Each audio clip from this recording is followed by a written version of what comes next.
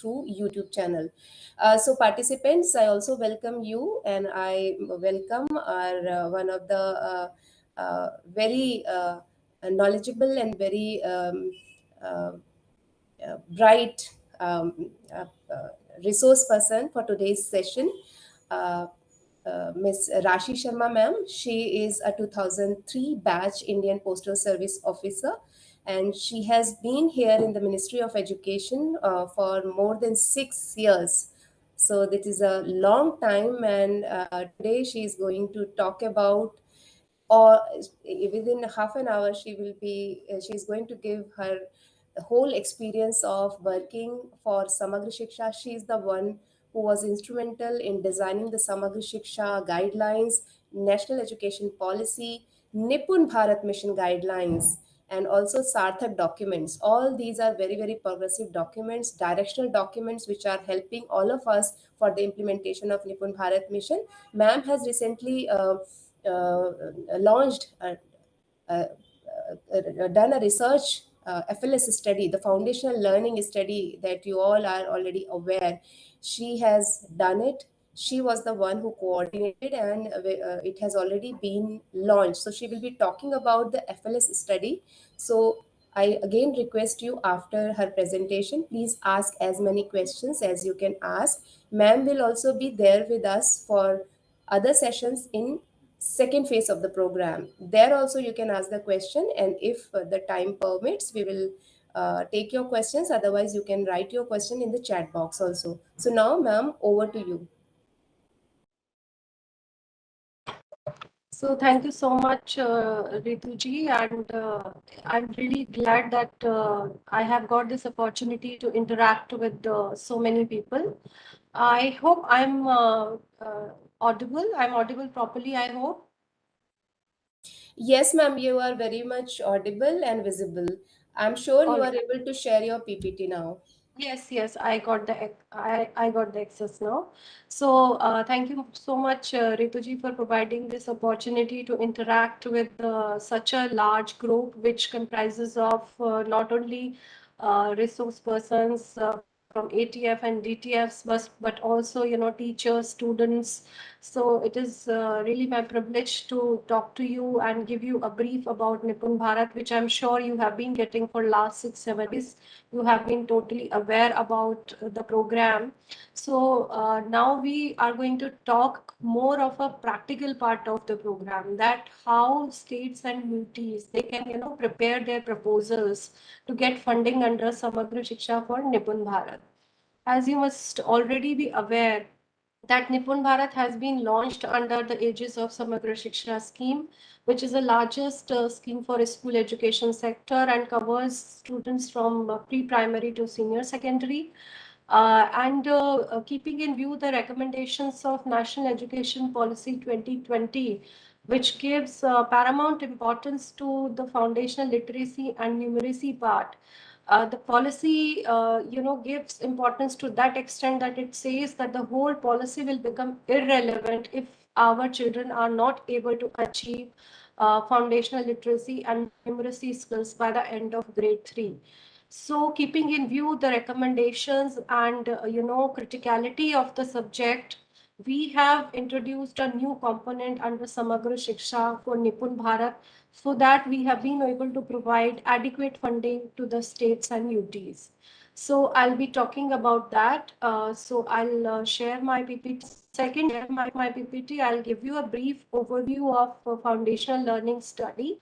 Of course, Professor Sridhar Srivastav and Indrani will talk in detail, but I will give you an overview.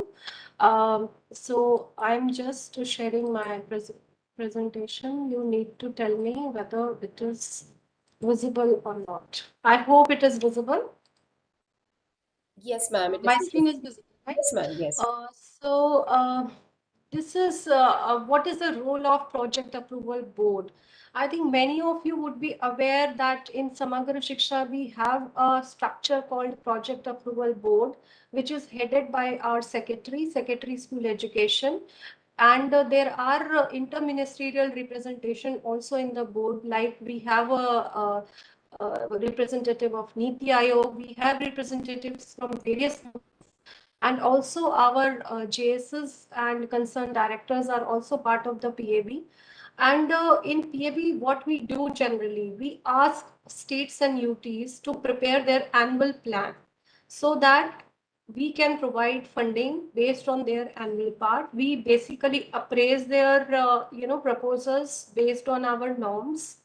And then we, of course, it is not a one-way interaction. We discuss it with the state teams that, since the funding at central level would have its limitation, we have limited funding. So we discuss with the states that what are their priority areas, what are the programs which they would like to take on priority, and thereafter we kind of, recommend their for approval to project approval board.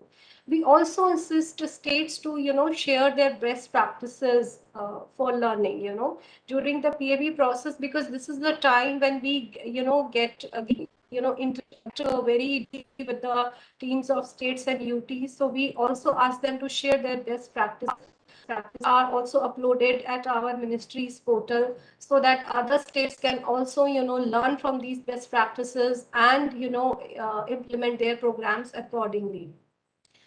So for Nipun Bharat also, why I think Rituji is insisting that we must, talk about the role of PAB, because the kind of proposal you are going to make for next year, the implementation will depend on that. Because of course there are things like, teaching learning processes, classroom transactions, and other things which may not require, that kind of funding, but there are like teaching learning material, supplementary material, additional material, storybooks, some kind of a teaching learning kit for which you definitely would require some kind of funding. So I think it is very important for each and every stakeholder to know that how you can get, the funding under the Samagra Shiksha for Nipun Bharat.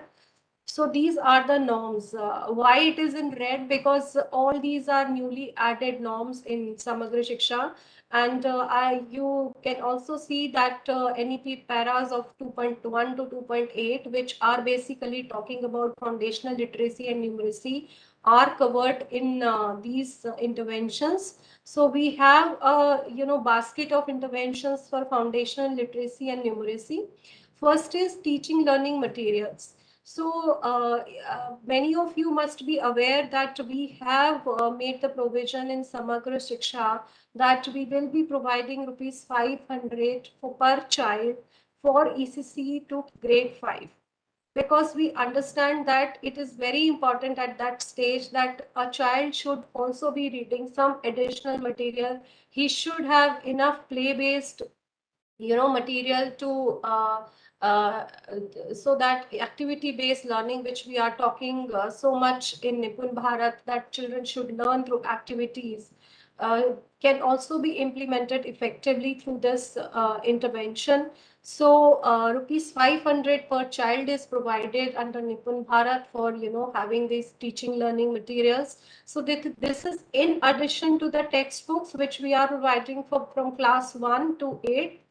And this is basically to improve the reading and, numeracy skills of children. So you can definitely take advantage of that. Then of course, how will Nipun Bharat be implemented if we are not building the capacities of our teachers, our resource persons? So we have kept a provision of teacher resource material activity handbook, which can be, prepared at the SCRT level or at the diet level or by the teachers themselves. So for that we have kept rupees 150 per teacher. So you can actually, plan your, you can have your lesson plans ready. You can, have, many activities which can be useful for many teachers, because there may be some teachers who would be feeling, a bit left behind, that they are not able to initiate any activity based learning. So this resource material, if it is available with all the teachers, they would be actually, deliver what is expected them in the classroom. Then we have provision for capacity building of teachers. We have provision for capacity building of teachers for, ECC to grade 12. But for Nipun Bharat also we have this provision, and the training can be held both in physical mode or face to face or blended mode, because during COVID time we had to totally shift our training in the online mode, because of course we could not held face to face training. And you must be aware that Nishtha FLN is already running, and I'm told that almost 9.5 lakh teachers have already been certified under Nishtha training. So for teacher training, we provide 500 rupees per day per teacher for 5 days. So, in fact, I would also suggest, since all the states are participating in this workshop, that you can actually, conduct a training need analysis for your teachers, and you can customize your training accordingly. Because right now in Nishtha, we are kind of giving you a generic kind of training where we are telling you about how the foundational literacy and numeracy, you know, should be is important, and there are of course 12 modules. But you may also think of having some specific trainings on innovative pedagogy, assessment, or how to prepare a teaching learning material, how to prepare lesson plans. So all these aspects of specialized trainings can be handled at the level of SCRT and diets. So you must take advantage of that. We are there to fund you. Please prepare robust and efficient proposals for training of teachers, because if we are not building the capacities of our teachers, the whole objective, the whole vision of Nipun Bharat will not be implemented effectively. Then we also have a provision for independent periodic and holistic assessment of students. As you are already aware that we are conducting NAS every 3 years. But since Nipun Bharat has been launched in a mission mode, mission mode perspective, so we expect that the mission is able to, achieve its target by 26-27.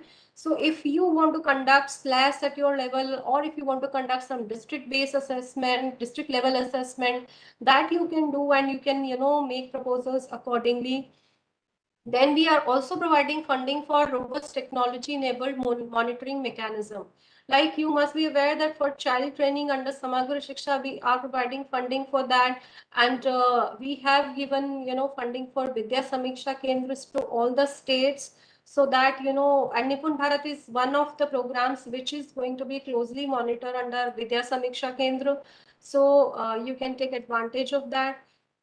Then we have also provided funding for setting up PMU at national, state, and district level. So for state levels, we have provided funding based on the size and population of the state.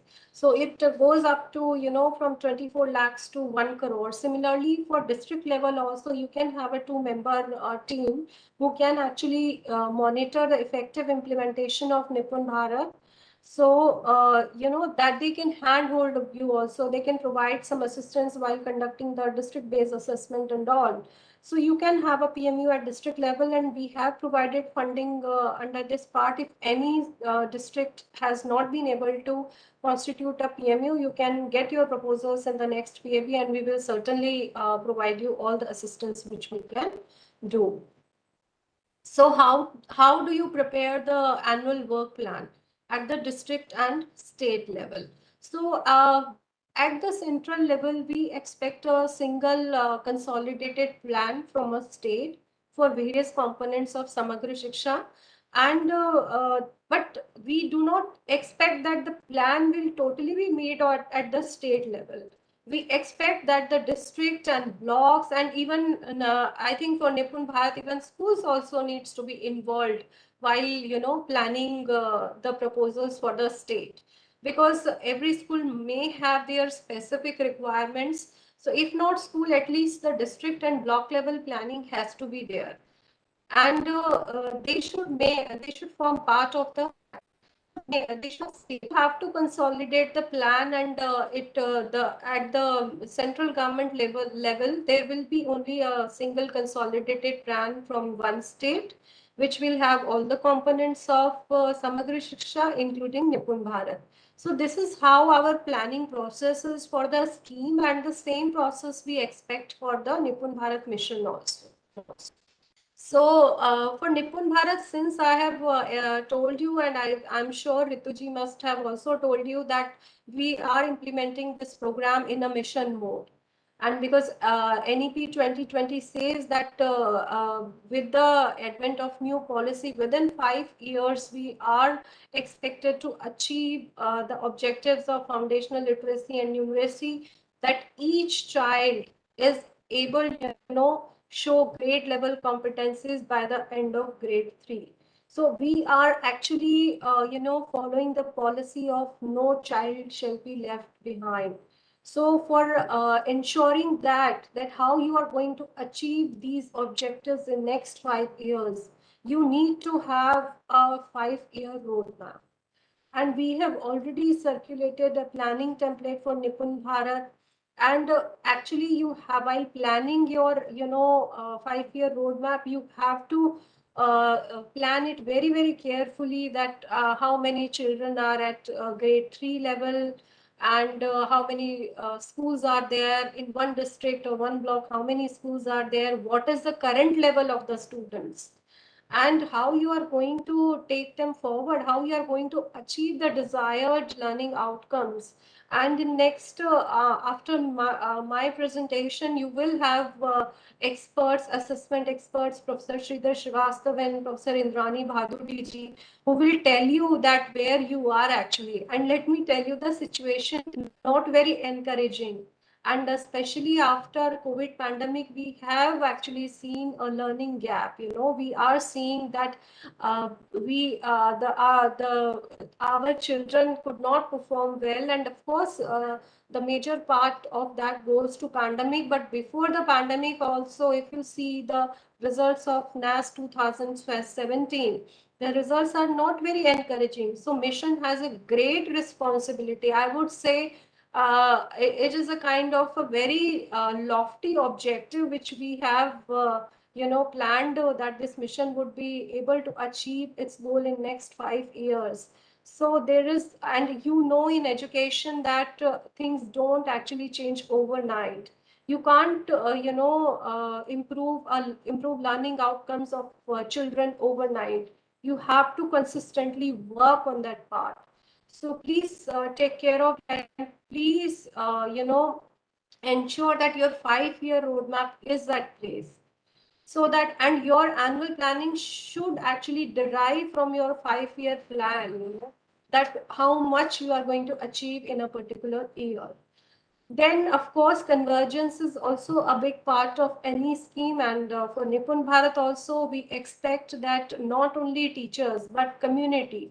Community will play a great role in getting, our children trained in foundational skills.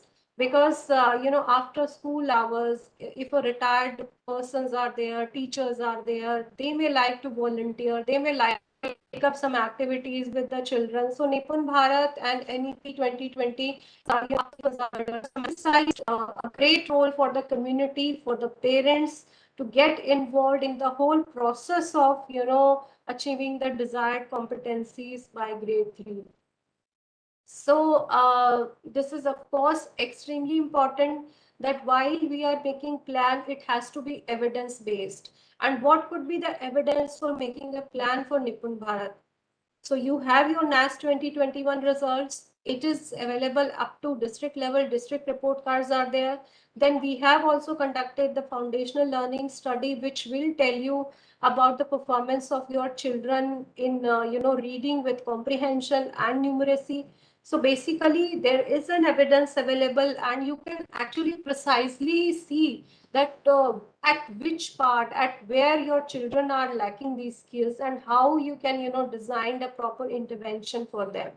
So this is, of course, we have envisaged, as I have told you, that we have very lofty objectives and goals for, this NIPUN Bharat mission. So how can we achieve? For that, we have to plan, and we have to put evidence into practice. Because if you don't know where your children are standing right now, how will you plan to improve their outcomes in next 5 years? So evidence is extremely important while, making any plan for the mission. Then you have to have teams. because otherwise very lofty mission, not because no one will seek in a team spirit, and team should involve all the stakeholders inside the school, outside the school. So community has to play a great part in having effective implementation of this mission. And in fact, I would urge you that we have NIPUN Bharat Lakshyas.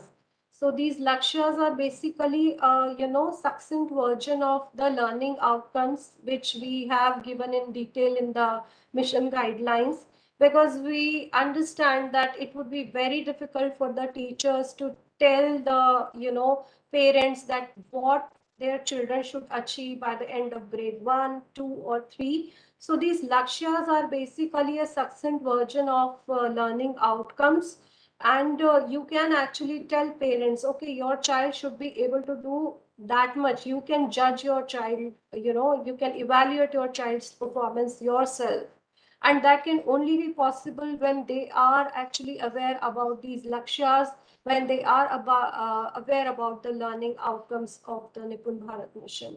Then, of course, good practices have to be scaled up. Good practices have to be, implemented, replicated, so that there is a continuum in implementation of the mission. Then, of course, you have to have impact evaluation. We will also be conducting NAS and other studies, but at state level, at SCRT level, you can also plan your assessments. So, what is our objective? What should be our objective while making a plan? That we have to empower school. Why we need to do that? Because if a school is not taking the ownership, if the teacher does not feel belongingness to the objectives of the mission, then we are not going to succeed. So that is very, very important. Then we have to enhance effectiveness by raising performance levels. Everybody in the school ecosystem has to be accountable. He should feel accountable, because if a child is not performing well, there are areas of improvement for teachers and parents, as well as the entire school ecosystem. We need to provide a conducive learning environment, because we have a diverse nature of population, and we also need to take care of children with special needs. So it is very important. Then monitoring, of course, monitoring is important to see that how mission is progressing and how we are going to achieve our targets. So that at central level also we are going to do that, and at state level also we request you to do that, and you have to encourage your students also. I think I'm going little slow. I'll be much more faster now. So, and then how to use evidence in a continuous improvement process. So first you need to identify the problem, which I think we have identified through NAS and other studies. And then we need to use this data so that we can make an effective plan, and which can guide us toward the desired outcomes. So this is basically the process of how to have evidence-based improvement. First, you need to inform, then you need to select interventions, then you need to plan and develop implementation strategies, then you need to implement, and then you need to analyze. This is the education instrument. So the education. I have already told you that. Uh, we will we are we are actually expecting a very, very effective plans from the state, because we have only 5 years to achieve the objectives. And we have done a very interesting thing in Nipun Bharat actually. Like, you must have seen the learning outcomes designed by the NCRT from class 1 to 8. But in Nipun Bharat, we have actually codified these learning outcomes, and these starts from preschool 1 to grade 3, and you can actually see that how the child will progress during these, and the progress is not going here actually. It is spiral. is not getting to a certain competency at Balvatika level, he may achieve it at grade 2 level, or maybe much more than that, because you must be aware that the development of children is not in a linear thing always. Sometimes they within 2 3 months they achieve so much. So this is what we have done. Then there are e-resources available at Diksha platform. Then teacher training modules, I have already told you.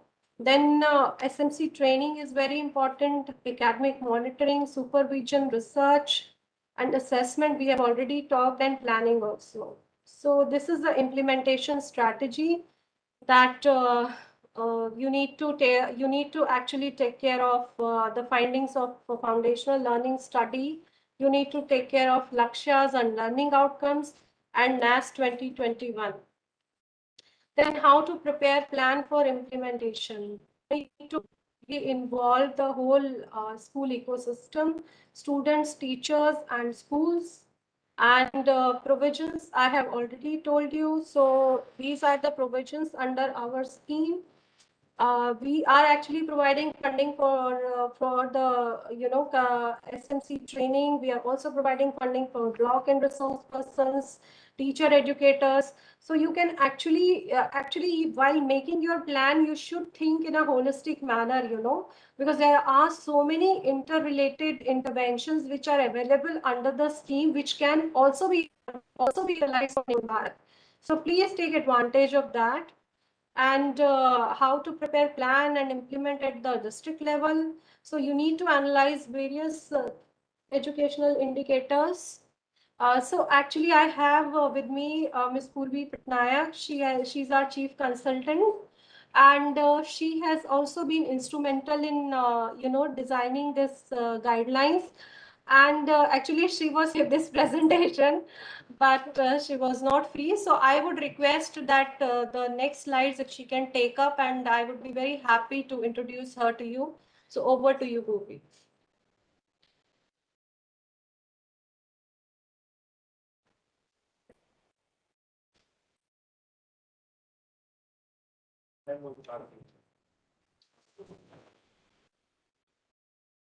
So here we can discuss about how to prepare plans for districts actually. So you can analyze various educational indicators such as like gross enrollment ratio, then NER, dropout, transition rates, out of school children, children with special needs, girls, so that you can link these indicators while analyzing your plan. Then the second would be performance grading index at state and district level, which is already available. So from that, actually, you can connect the learning outcomes, the quality initiatives, access, infrastructure, equity, and governance processes. And thirdly, the priority would be given to the aspirational districts, special focus districts, and educationally backward blocks. So all these things needs to be analyzed and analyzed in a district plan, which will be helpful in achieving the goal. Achieving the goals. And the third is like the innovation component can be used, where you can actually explore various innovative ideas which are not on this analysis. You can prepare your innovative plan of action to achieve the goals. Okay.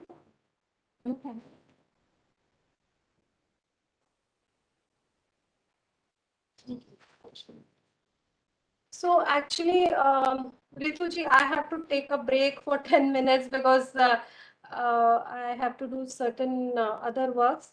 So I'll join again. All right. So Okay. I'll give this part later on. You can invite Sridharji and Indrani for that. Okay, so ma'am, what time you will be free after Indrani ma'am and JD? Around 3:30, I'll join again. Okay, so whenever you are free now, you just send me a message, Absolutely. and I'll inform Absolutely. both the resource persons. So thank I'll you do that. so And much. thank you so much. Thank you. Thank you so much to you, ma'am. You were so busy, but you without time, and this is very important session. Thank you. Coming with the solid PAB proposals is very important for the implementation of NIPUN Bharat mission. So I think this brief session has given them a good idea of how to do it. So thank you, ma'am. Thank Um, GD sir.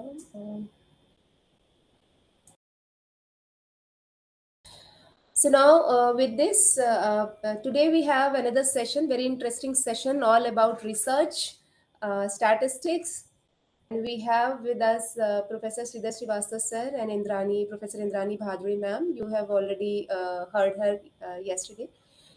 Today we are going to hear and know what kind of assessments we are doing and how this can be done so that tracking on the progress of children can be ensured. I welcome Professor Sridhar Srivastava sir, who is currently a joint director of NCRT and an expert by profession. Uh, Sridhar Srivastava sir has a long experience. He has been a chairperson of the NIOS, National Institute of Open Schooling, and he was in charge of director NCRT. He has been a head of the department of the Educational Survey Division. It is a department that conducts the National Achievement Survey. Sir has also been a head of the department of the Planning and Monitoring Division of NCRT and Dean Coordination at NCRT. Sir has a lot of experience and has been a coordinator for National Achievement Survey (NAS) and National Talent Search Examination. There is a long list. It will take a lot of time. So, with this, sir, I really welcome you and thankful to you that you could also draw some time and as I is here with our participants. Sir, for your information and ma'am, for your information also. Uh, we have a YouTube channel of this program, and this more than 40,000 participants have already attended, watched these programs within 7 days. This is day 8, and day 9 is the last day. Tomorrow we will finish first phase, and then for 3 days we will start second phase of the program. So I welcome again, and I welcome all the participants. Sir, over to you, and ma'am, over to you also. Thank you. Namaskar to one and all. Uh, I am here with my very important senior colleague, Professor Indrani Bhaduri. She is presently heading the Educational Survey Division, and she is leading the group which has just come out with many things that you will be given today, and it is going to help us in the endeavor that we are making towards making the NIPUN successful. So I was just listening to Madam Rashi Sharma's presentation, and this whole training, workshop, orientation, whatever you say, for the ATF and DTF. This is about National Initiative for Proficiency in uh, Reading with Understanding and Numeracy. So why this is so much required that today in this session we have to see that National Achievement Survey and then fluency in language survey, how it is going to help us. In fact, you know that the National Education Policy, which is a very aspirational document, and we all know that we, as a country, having demographic dividend at our side, uh, we really want to take the most benefit of this situation. And you know that for that, we have to make effort also. Policy has given us a very great opportunity that the pre-primary education has been brought into the fold of formal education. And friends, today is a very, very auspicious day and important day. I can say on my personal behalf and on the behalf of NCRT that we have today seen the National Curriculum Framework for Foundational Stage released by Honorable uh, Minister of Education, Government of India. And you all are part and parcel of that effort that is required now. And NIPUN Bharat as a mission is going well in hand with that effort that we require now. So I will be speaking briefly about the National Achievement Survey, and it is obvious that since we are uh, discussing in the realm of NIPUN, so I will be mentioning about National Achievement Survey for class 3. We know that National Achievement Survey has been conducted in the month of November 21 uh, for class 3, 5, 8, and 10.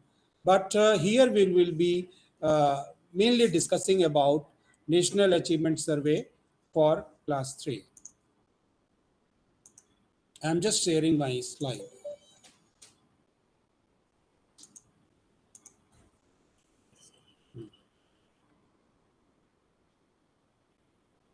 Let's go. Is it visible? Yes, sir. Yeah, thank you. So uh, this survey was conducted uh, by NCRT in collaboration with CBSE, and it was conducted under the aegis of Ministry of Education. So we as an academic body, we were involved in preparing the tools for this National Achievement Survey. Just to have an idea, we cover in this survey 720 districts and classes 3, 5, 8, and 10. I just told.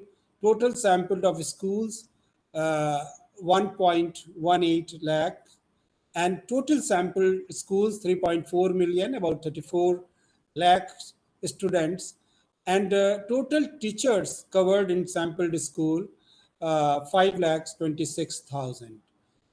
And the number of students who were sampled in a class, 30 students per class, and the domain assessed was in the field of language and maths for and environmental science for class 3, language, math, and science and social science. No, sorry, language and maths for class 3, and language, maths, and environmental science for class 5, and language, maths, science, and social science for class 8. And you must be aware, many of you who were earlier involved in the exercise of National Achievement Survey, that since 2017, we are giving the estimates of learning at district level. And that's why it is very important. And I request you all to kindly connect to this point, that it is very important now for you all to look into the district level results of National Achievement Survey. And as you might be knowing, that we have background variables also, which are studied in this exercise. So we took the development of items and questionnaires, and we piloted these items before the finalization. And sampling of schools within a district is based on a very, very scientifically designed sample survey. So this, we can say, that very safely exhibit a system level of reflection of learning in schools at the district level. And development of guidelines for administration is a very important exercise. You all were involved in that, in the sense that under your guidance, the sampled schools were visited by field investigators, and test was administered, and then the people, school, and teacher questionnaire were there, and they gave us an idea about the background variable. And scanning was adopted, OMR scanning was done, data cleaning was taken off after that, and then analysis, and then auto generation of district, state, and national reports, and they are there available in the public domain. And we all request you to kindly go through that, because within a state also we have variation in the learning level across different districts. So this is very important. Within a district, there is variation in learning level. Average score is varying across different subjects. So this is very important. So national average performance, if I just give you an idea, so here look, we have EVS, language and mathematics at class 3. So we have two figures, National Achievement Survey 21 and National Achievement Survey 2017. And friends, we all know, looking at the figure, that we are getting slightly less national average performance in the year 2021. What is the reason? It is very obvious, you all are aware. But now, since the mission was also launched during that period, in which we were grappling with the situation of pandemic, and now we have to see the targets being achieved during this period of time up to 26 27. So we can consider that this figure of NAS 27 is a benchmark for us. We have now to proceed further, we have now to achieve further.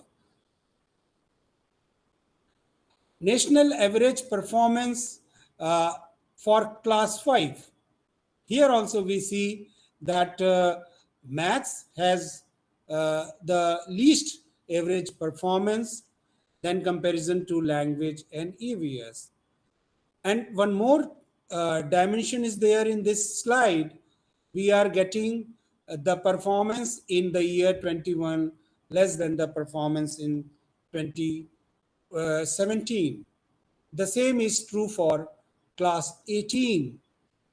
One more trend we are finding, that class 3, then to class 5, then to class 8, the performance of children is going down for both the point of time, NAS 2017 figure, NAS 2021 figure.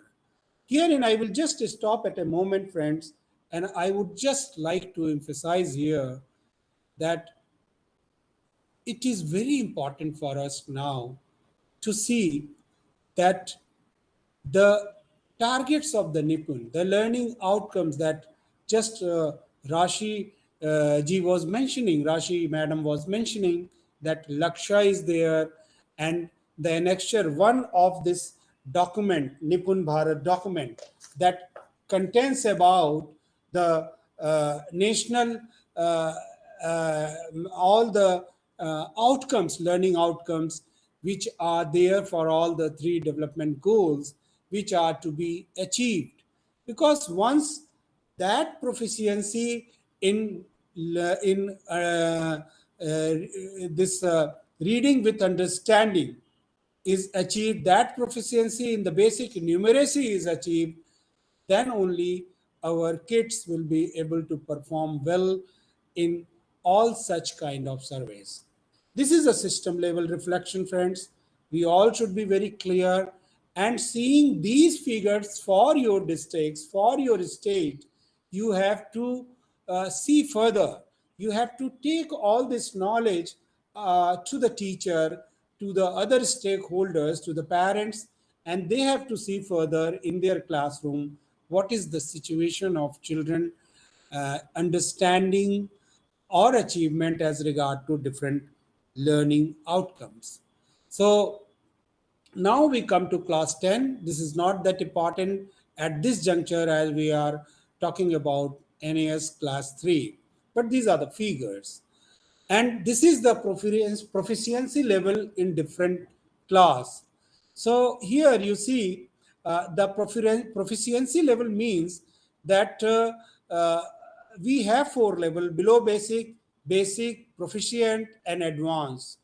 You will see in this slide that the proportion of children falling in the advanced proficiency level is least, because most of the children are either in the basic level or the proficient level. But most important for us as a systems stakeholder is that we target that proportion of children who are lying below basic. Let us see, in class 3 in EVS, 22% of children are lying in the proficiency band below basic. Language 29%, mathematics 23%. But you see, when we move further with class 5, in mathematics, 34% of children are lying below basic. When we move further and we find in class 8, 38% are children lying in science in below basic. So these are the area in which we have to focus, and then we have to see that what is the association of the achievement level with different background variable. So probably this is uh, encouraging some, or this is instilling some interest in you all to look for for your district level reports, your state level reports also. Your state level report is important for the reason that there you will be able to see the variation across different districts. Then this slide shows about national average performance percentage in percentage form for class 3, 5, 8, and 10 at one place. The trend, what we have been just pondering about, is true from this slide also. And national average performance, this is a scale score. You see, this is a slightly technical point for you, but the figures that we were just seeing was the average figure, means the questions which have been marked correctly uh, by the students. That was the figure we just saw. But this is the scale score now. Scale score is that every item that was implemented in the survey that had some associated scale score, which was based on two factors: the difficulty level of that item, as well as the performance of children in that item, performance in that cohort in which that item was implemented. So that scale score also shows a similar trend, that as the children are progressing further in the class, their performance is declining. So it is very important for us that we be very careful to understand and analyze and reflect on these figures right from the very beginning. Now, uh, I am just going to give you some idea about achievement in language, where some state level figures have also been given. For example, language in class 3, Punjab with 74% was found best, followed by Kerala and Rajasthan.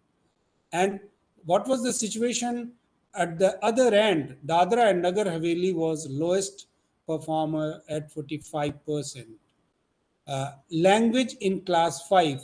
Here also we find that Punjab was at 68%, followed by Rajasthan and Chandigarh. And the situation in Telangana was that it was 41 or 42% at the bottom. Similarly, the figures are given for languages in class 8 and 10. Friends, I would request you that this slide is important for you to have an idea at the national level.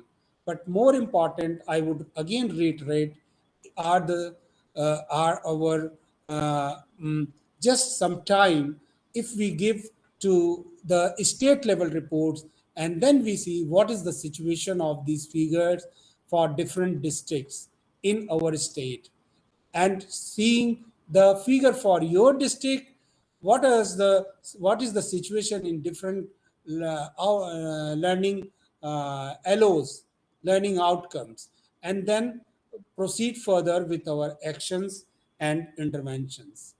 Then it is also an important idea to see the results by gender and then by social group and by management of a school.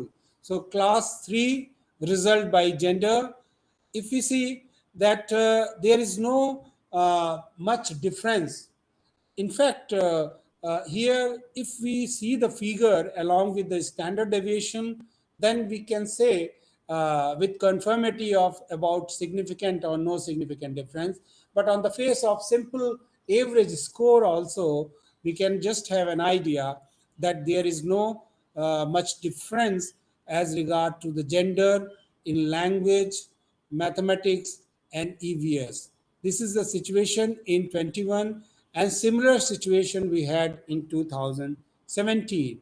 So we can safely say that we have to work to further have enhancement in this average score for both the gender. So if we will be working in our class as a teacher, as a mentor, and with our children, then we are going to get good result for both the gender. And then let us see for class 5, and then situation for class 8, and then for class 10. This is about result by gender and then result by location. Here also we see the situation is like that. We don't have much difference both in the year 2017 and in the year 2021 as regard to location. For class 3, for class 5, and for class 8, we have somewhat difference. For example, in class 8 2017, we had for science some difference, and similarly we have that kind of difference for class 8 in the year 2021 also, in languages also. So here we need to be more careful that group of children who are having more problem in science as regard to the other group, we should first focus on them.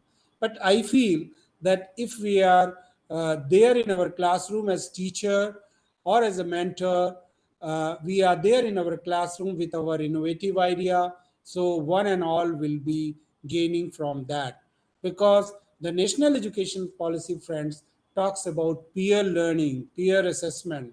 So as a teacher, as a caregiver, if we are focusing the whole class, then surely we are going to get good result for each category, each location. Then class 10 also, this is the result. Then result by management.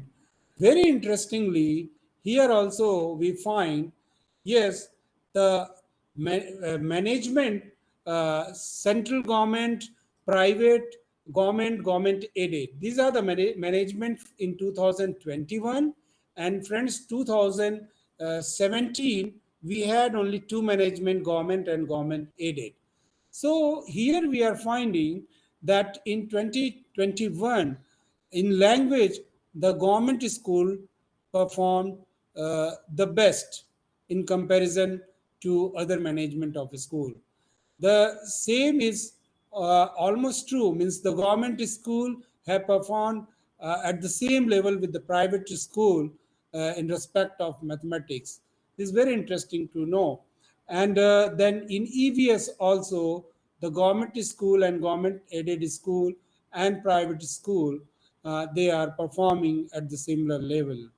So it is very encouraging to know that the young children coming to the schools, whatever be the management, we see that they have the potential to grow further.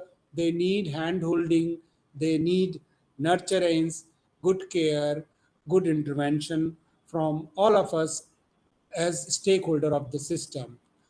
Then this is the situation for class 5, and this is the situation for class 8. Here you see we have to focus our attention on the performance in mathematics and science, and in social science and in language also, because as we were seeing earlier, that as we progress with the class, then class 8 we are having the situation. COVID was there, children were not able to be in the normal situation that has been there earlier before the COVID. So we have to work very much with the children. Now, this is the class 10 situation. Then result by social group. Here also we are saying that the class 3 result shows that SC, ST, OBC, and general performance. These are almost, I would say that similar performance. For language, slightly more we are getting in for the case of general category. But I would say that the situation was almost similar for 2017 also, because that category was covered in the study at that point of time also. So we are finding that we have got slightly low result in 2021, but the 2027 and the 21 result is almost similar as for the categories, social groups. And then this is the situation in class 5, class 8, and class 10. Now, most important point of reflection we have reached in my presentation, that how NAS 21 is going to make a difference. This survey is at a very right juncture of time. As I said earlier, that NIPUN, the mission launched, and survey result is before us. Then we have to plan our intervention. First of all, we have to take the results of this survey to the knowledge of one and all. Each and every teacher there in the system should be aware about these surveys. Educational administrators, educational leaders, and the outcomes of this survey should be taken in a way that we are more uh, richer by our evidences, and we should be encouraged to go to the classroom with our better planning interventions, and classroom processes should be enriched. That is most important now, that our classroom process should be enriched. And we have to strengthen the capacity of teachers at different level, be it the foundational level, middle, secondary. In what manner? First of all, they have to be given good content. They have to be made aware with the best practices. And most importantly, we should be orienting them towards outcome based assessment. Competency based teaching learning process has to happen in the classroom. Technology is to be used as a key tool for interventions and for tracking also. You know that Vidya Samiksha Kendra, which has been just launched in NCRT to have just an idea about the progress in the learning outcome. And similarly, states are also coming forward. So tracking is also very important, and involvement of all stakeholders in bringing quality education. That has been true decades ago, and it is true today, and it will remain true in coming years and decades also. But the most important point is that now we have many evidences before us. Earlier, we were having in National Achievement Survey state level estimate for learning. Now we have district levels. Many states are there with their state level surveys, survey, achievement survey. So all these figures and evidences are there. We have to make a renewed, reimagined interventions to bring quality education in the system. NAS and learning outcome to set standards at the national level. We have to see that how we are giving our intervention so the national level learning uh, outcome and the performance get enhanced. We have now performance PGI linked to NAS, so we have to work for that.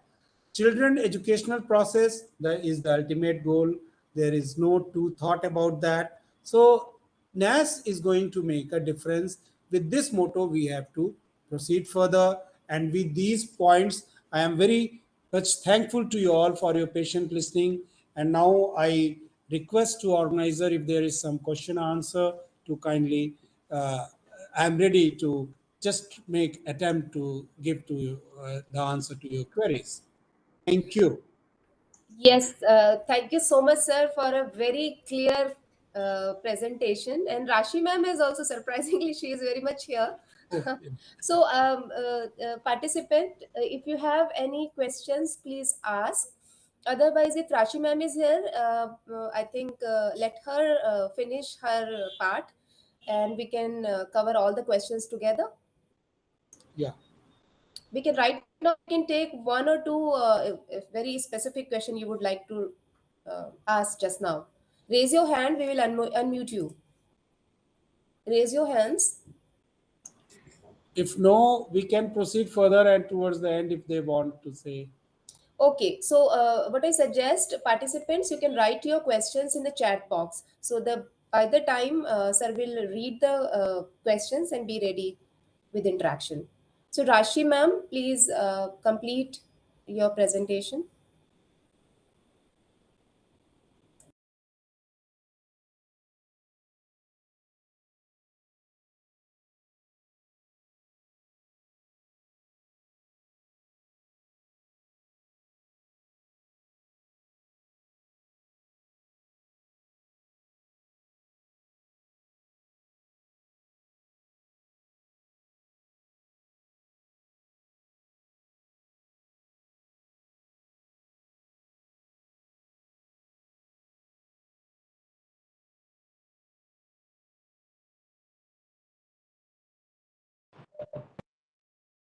Yeah, sorry. So I was just unable to unmute myself. So I will start the second part of my presentation, which is on foundational learning study. And I think Professor Sridhar Srivastava, who is an expert, has already given you a brief about the National Achievement Survey and how it is useful in NIPUN Bharat mission. So to take it further, I will give you a generic overview of the study and uh, uh, the technical part would be covered by Professor Indrani ji. So I'm sharing my presentation.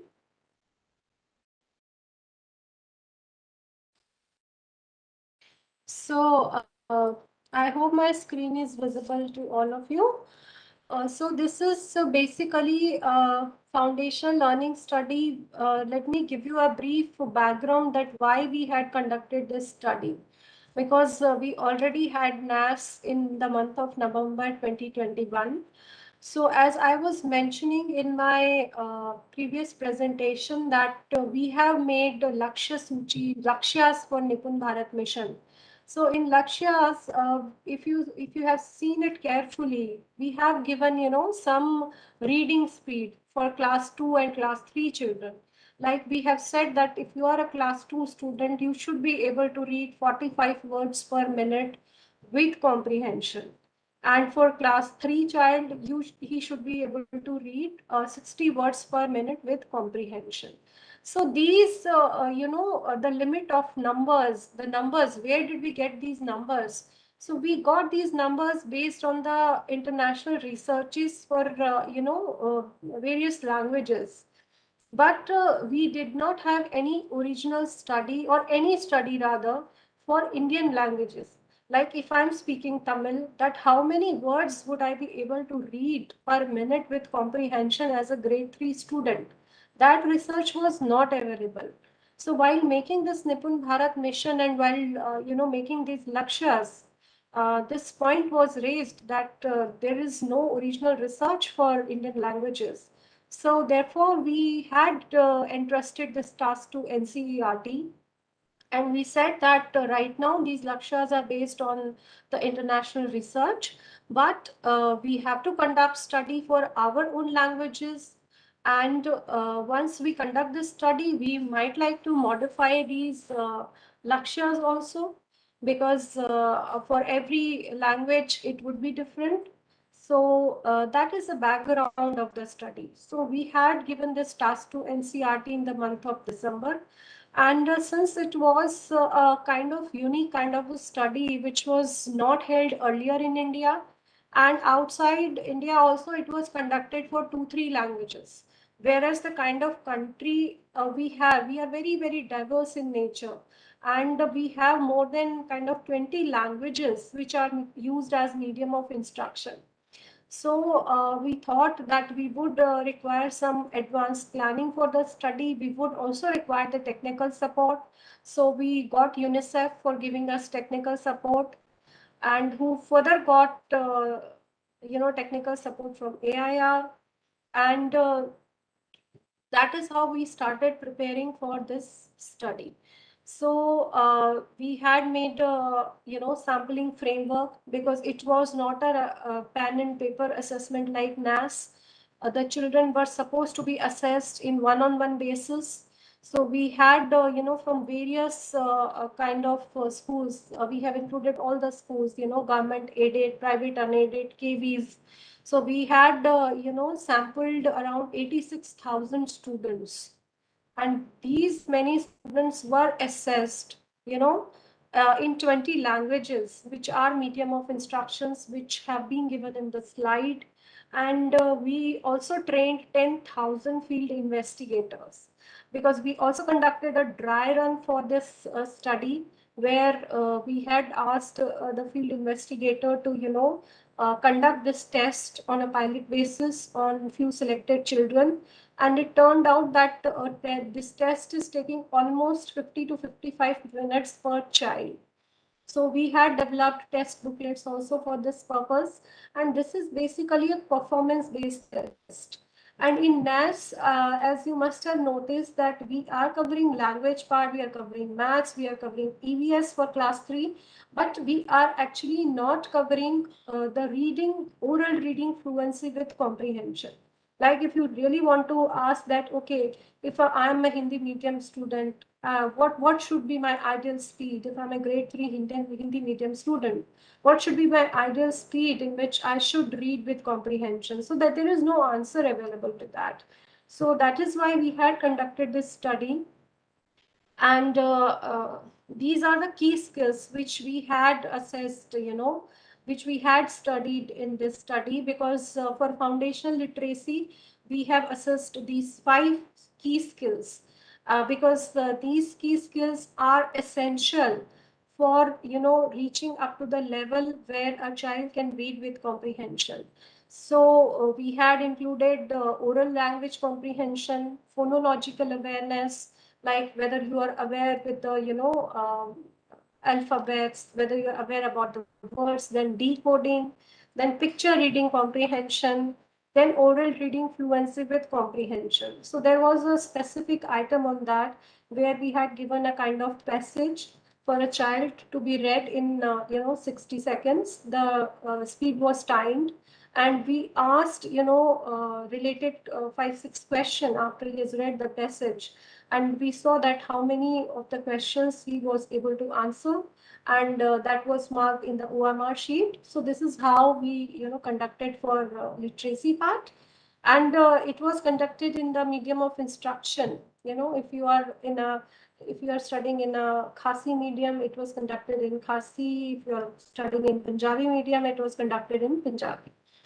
And for foundational numeracy, since we are already covering the mathematics part in NAS, so we had focused more on the foundational numeracy part in this study. And these are the key skills which we had measured: numbers, number operations, multiplication, measurement, fractions, patterns, data handling.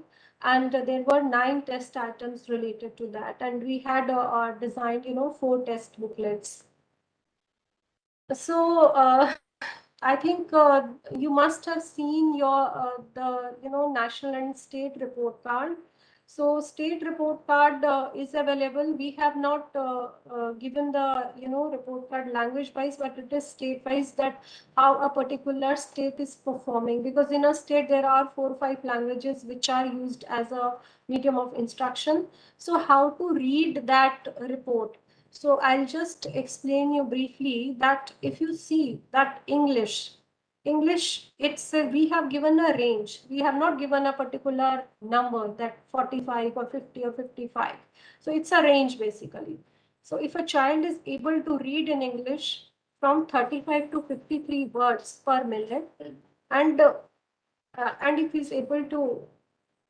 if a child is able to read 35 to 50 words per minute, then we found that he is reading with comprehension, as he is meeting the global proficiency, framework. And if a child is, achieving, more than 54 words per minute, that means he's at the advanced level. So for you, as you can see, that there is a variation in the languages. If you are a student of Kannada language, then the range is from 30 to 48. If a child is able to read between 30 to 48 words per minute, then we are assuming that he is reading with comprehension. Because we had, while setting these benchmarks, we had conducted workshops with primary teachers who are teaching at grade 3 level. And we had, kind of asked them to run this test on almost 8 to 9 students, which comprises of some very advanced level students, some medium students, some average, and some below average, so that we can know that what would be the appropriate range for a particular language. So this is the benchmark, and if you see that percentage of students meeting the benchmark, that also we have given. So for Assamese, say 33% of the total students, because Assamese is used in Assam, and there are certain languages like Bengali which are used in various states. So it is a combined thing from various states. Only 37% students are meeting the benchmark for reading fluency. So this is how you should interpret your report basically. And with regard to the benchmarks for numeracy, so this rubrics we had followed for foundational literacy also.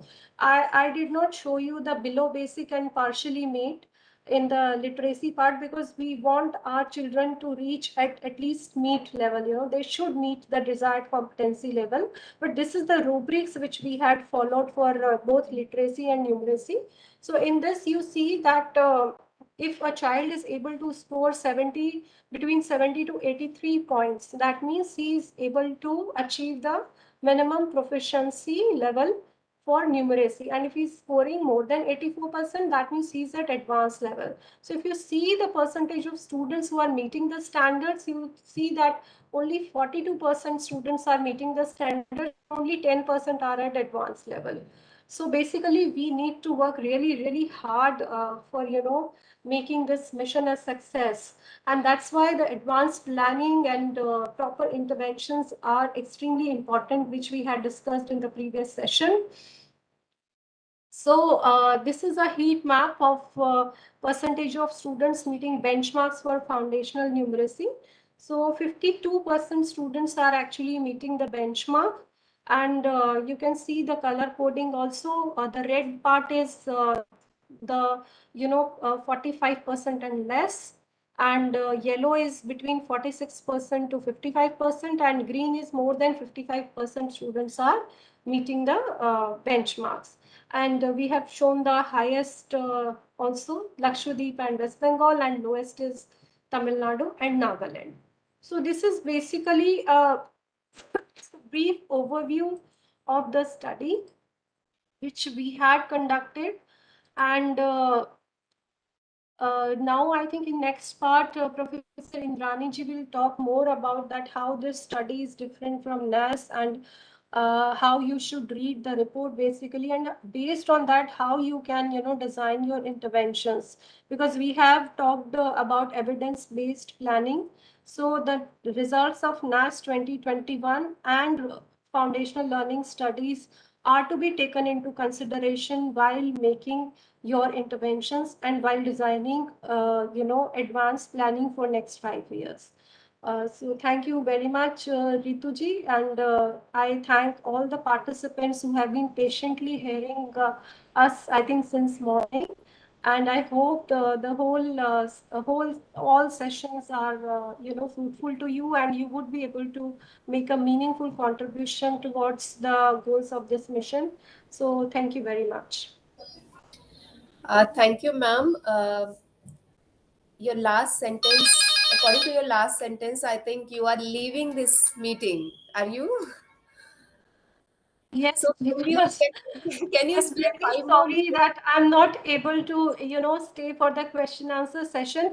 But actually, you have experts with you. Professor Srivastav is there and Indrani ji is there, who are actually, behind the whole effort of NAS and FL study, and they are the, technical experts. So they would be in a much more comfortable position to answer these questions. And I have to leave because of some urgent works in the, in the ministry. So I'm really sorry for that. But thank you so much for providing this opportunity. Thank you, ma'am, for the wonderful session. You can read the comments in the chat box. And if there is any question specific to you, maybe in terms of PABs, so we will reach out to you. Thank you. So now, Sridhar Srivastava sir and Indrani ma'am, uh, please proceed with your presentation.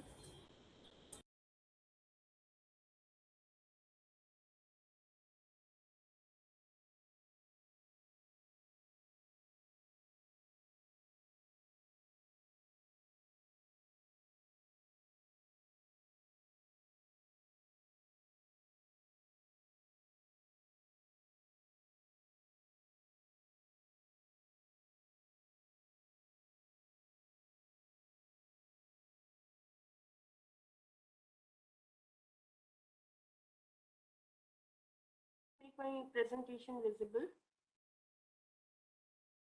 Ma'am, earlier it was visible. Now is it I think okay? it is. Yes, it has come. So, I Ma'am, you think, have to a little enlarge it, or you make it a full screen. okay. No, ma'am. Full screen, Ritu, it will Ma'am, go not for the come. slideshow. Go for slideshow. Yeah, it will not come because I have already shared one, so it will not come. In my computer, it's not coming. The slideshow is not coming. Let me just check anyway. Yeah, is it okay? Yes, the picture is not. Have, अच्छा आ रहा है पूरा. Have you taken half picture? No, no, I have shared Just it move your fully. slide, ma'am. Once move your slide.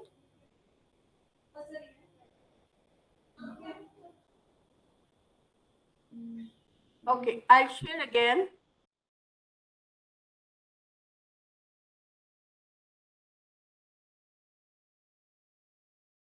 Can you see now?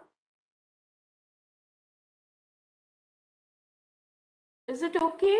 Yeah, it is visible. You just move your slide so that Okay. some picture from top. Thank you so much. Yes. So, uh, Professor Sridharji has very lucidly explained about NAS, and Rashidji went on to explain about the foundational learning study.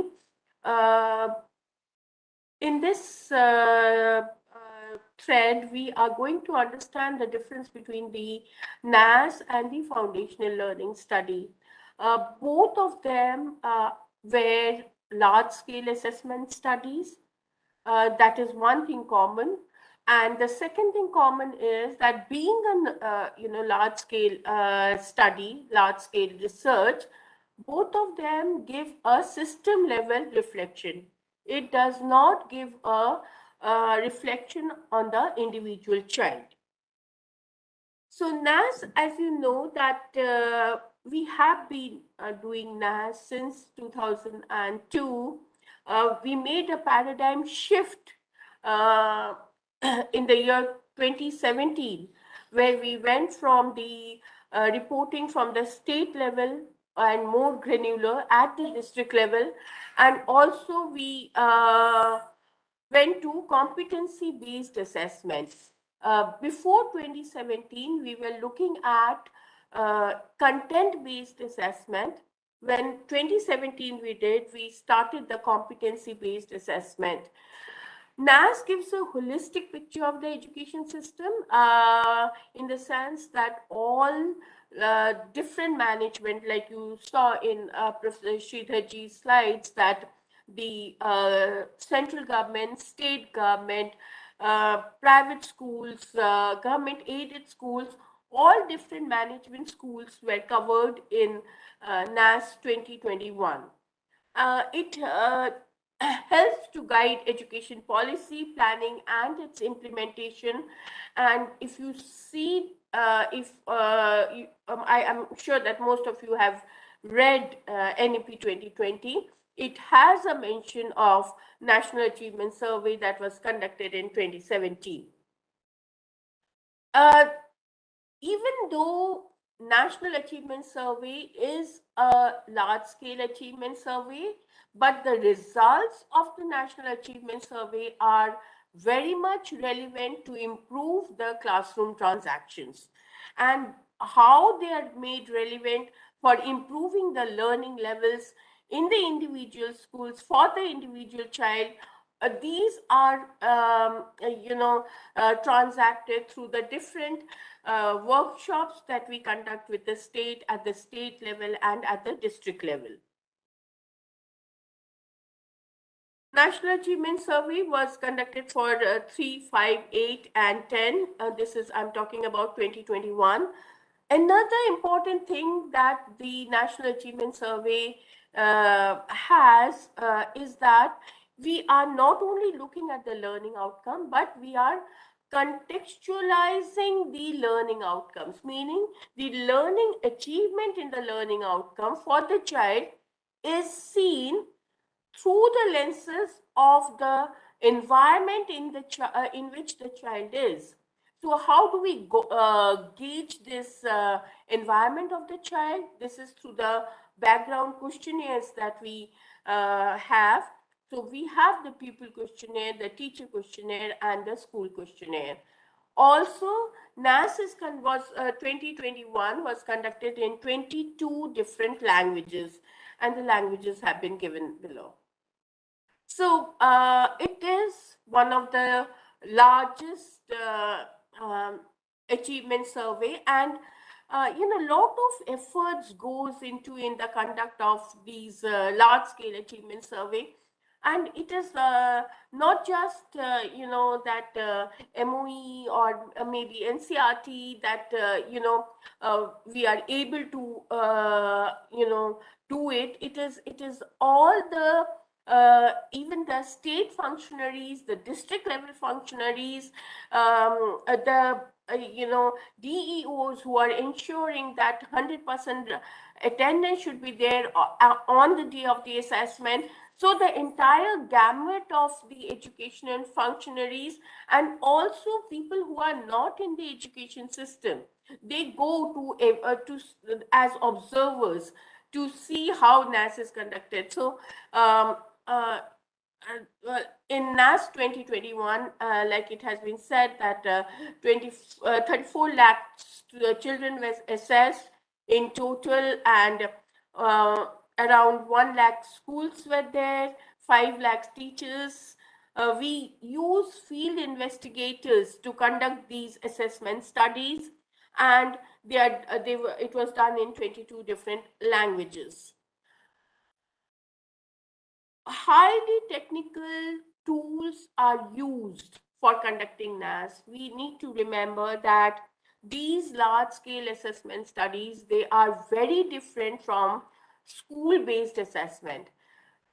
All these large-scale assessment studies, they are standardized tests When we conduct these school-based assessments, those are non-standardized. So the moment we are doing conducting standardized tests, the protocol of administration, the protocols of developing this, assessment systems, the how we develop the proficiency standards, the administration, how we develop the test instruments. All these are becomes very technical and very standardized. So we have three different kinds of reports, and all these reports are available in the public portal. We have the national report, we have the 36 states and UT report, and we have the 720 district report. The foundational learning study 2022, this is again a large scale achievement study, but then like I said that this study is very different from the NAS that we do. In the foundational learning study, the first difference that we see is that in this case we have the unit of sampling is the state, and because the unit of sampling is the states, the number of students you will see that is only approximately 90,000. This foundational learning study that we did, it was for the first time that on such a large scale, a one-on-one assessment was conducted of the child. So it was totally performance based. But at the same time, even this performance-based tests have to be standardized. So standard protocols were followed and maintained. And how did we do that? By training a cadre of field investigators. And these field investigators, 10,000 in number, they were made to do a dry run. When I say a dry run, what exactly happens is that we do a field tryout of the test, having two field investigators assessing the same child. So if there is a difference between, suppose I am assessing and Professor Sridharji is assessing, and we both of us, we give different scores to the child, then both of us go back for the training. So we are retrained. Why this is important? Because the inter-rater reliability of the field investigators plays a very crucial role. Like I said that these are standardized tests. So how we assess, it has to be very much, in a set sort of manner, in a set sort of protocols that needs to be used. So the dry run is what that was conducted to ensure this inter-rater reliability for the field investigators. Because of this being a one-on-one assessment was a crucial element, and this is one of the international practices, quality practices that was incorporated in these FLS study. The key competencies again, because this is the foundational stage. So we, when we were doing NAS in the language domain, we just assessed the reading with comprehension. But when we did the foundational learning study, the foundational literacy component, it had the oral language comprehension, it had the phonological awareness, the decoding of the letters, the decoding of the words, and of course the reading passages, the picture reading comprehension, and the oral reading fluency with comprehension. When we did the foundational numeracy, we had the numbers. So we were basically assessing the child, whether the child is able to perform simple number operations, multiplication, divisional facts, measurement, fraction patterns, and data handling. And all these were done in a performance-based task. So wherein we in NAS we used an MCQ, that is a paper pencil test. Out here we used a performance task to assess the foundational literacy and foundational numeracy. The FLS study has been very unique. You will, I have just mentioned before that, in NAS we use 22 different languages. But these 22 different languages were used to uh, translate the MCQ items that have been developed to assess the learning levels in the different learning outcomes for the four grades, that is 3, 5, 8, and 10. But in FLS, when we did the, when we used the 20 different languages, it was not just the translation of the items, but the adaptation of the items in 20 different languages.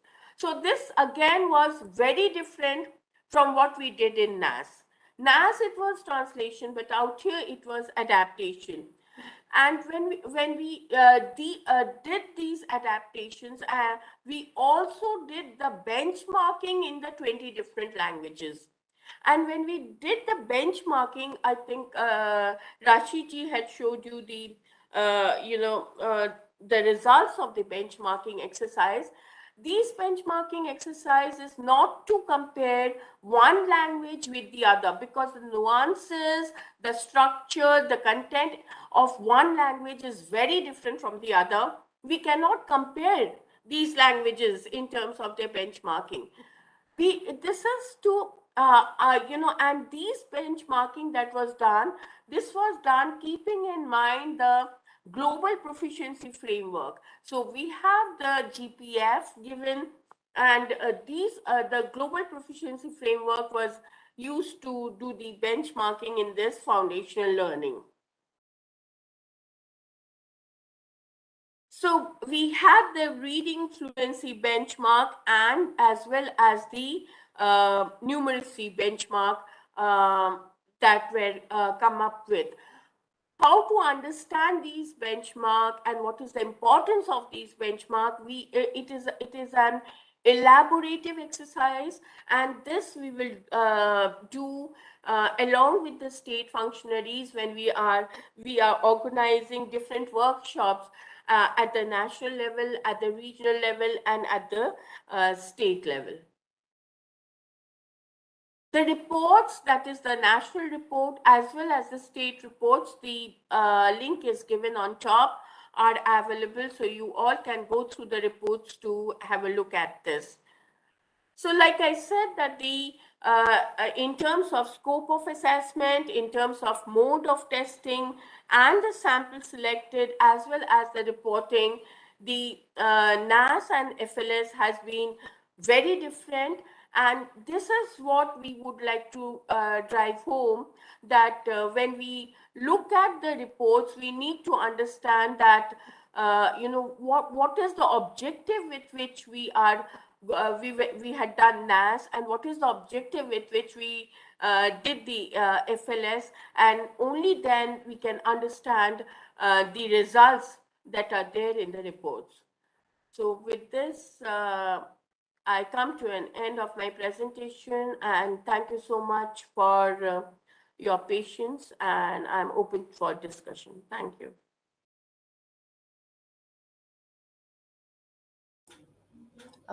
Thank you so much, ma'am. Thank you for clarifying many other aspects of NAS and FLS, and also showing the document.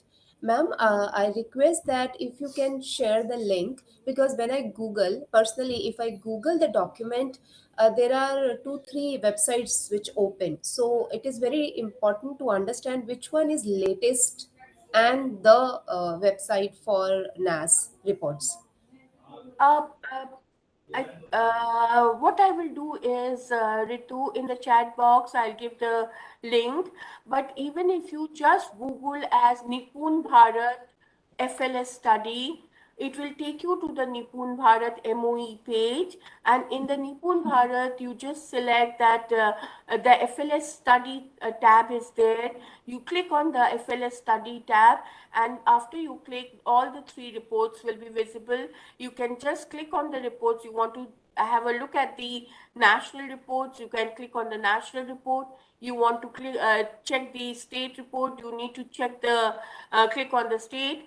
And we have the district reports only for the LPDs, so the 10 district reports are also there available. Okay. So, ma'am, what about NAS? Because NAS, finding NAS report is again difficult, and I'm sure everybody would be able to download, because earlier download option was there. When I searched, when I checked, I could not download it. So, how to download it so that everybody, right after this session, I'm sure everybody would like to report of their district. So, how can they Yes, do it? we would like all of the participants to download their district report, because ultimately we want all the district reports to reach to the teachers. So the link again I will share in the chat box for the NAS reports. And in the report website, on the right hand side there is a tab which is the download tab. You just need to click on the download and the report is downloaded. So all the reports are in the downloaded form. You can just download the report and store it in your computers. You can also share the soft copies with whosoever you want to. Okay, thank you, ma'am. There is a question like show the presentation again. So, we have already created YouTube channel, and just now we have calculated how many viewers were there. So, 43,000 altogether could watch our program. And abhi to ye chalega. That's a good number, huge number. Uh, And Dr. Ritu, I want to add just one point. May I? yes, sir. Yes.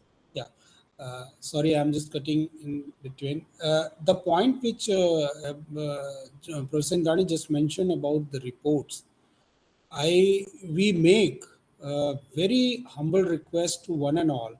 Yes, 43,000 are watching, that's good. But at district level, and in fact, district level report will be useful for BRC, CRC coordinators also. And they should surely keep that as a file in their smartphone or whatever. Whenever they are in a position to visit a school or some other place, different stakeholder, they can just share that PDF file also as WhatsApp, and each and every outcomes they have to then see in their classroom what is the situation. So this report is very important. This point I just want to emphasize. Thank you, Dr.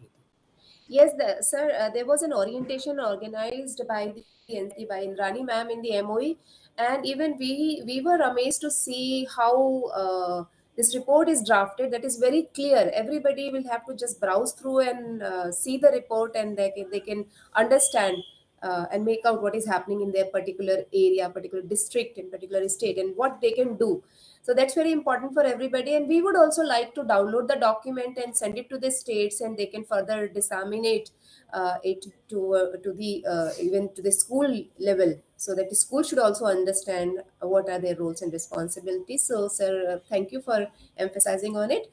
So I was talking about the question on this show the presentation again. So you can participants, you can watch the presentation again, and we also request our resource persons, experts, to share the presentation so that we can further share it with the participants. Maybe whenever you have time, we will approach you, we will get it.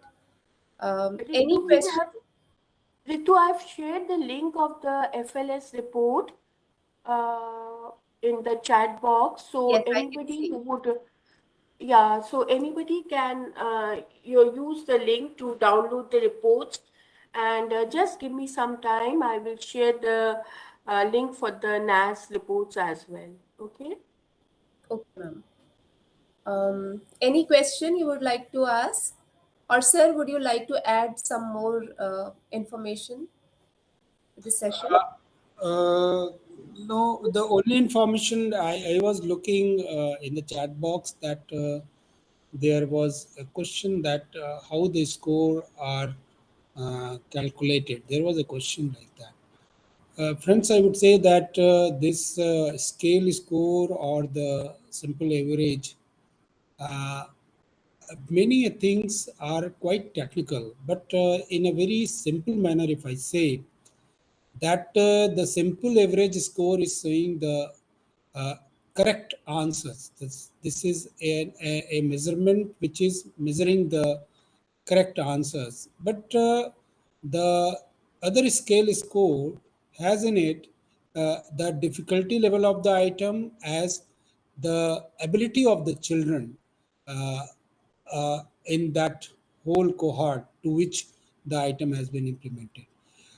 Is these simple words also look very technical, but one thing I want to make you clear that the report which we are talking about, the district level report, and also important for district level stakeholders, means district level functionaries, to see the difference across different districts in their state.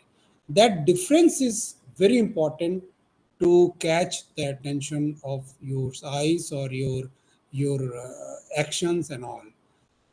That suppose some district is performing well, we should look for that probably some teacher is also available there. We should look for good teachers, good e-content, good practices being maintained in this that district, and we should benefit for that, and we should implement that in other districts in which the performance is not that good in that particular subject area or for that social group or for that management. So this is the only point just I want to add.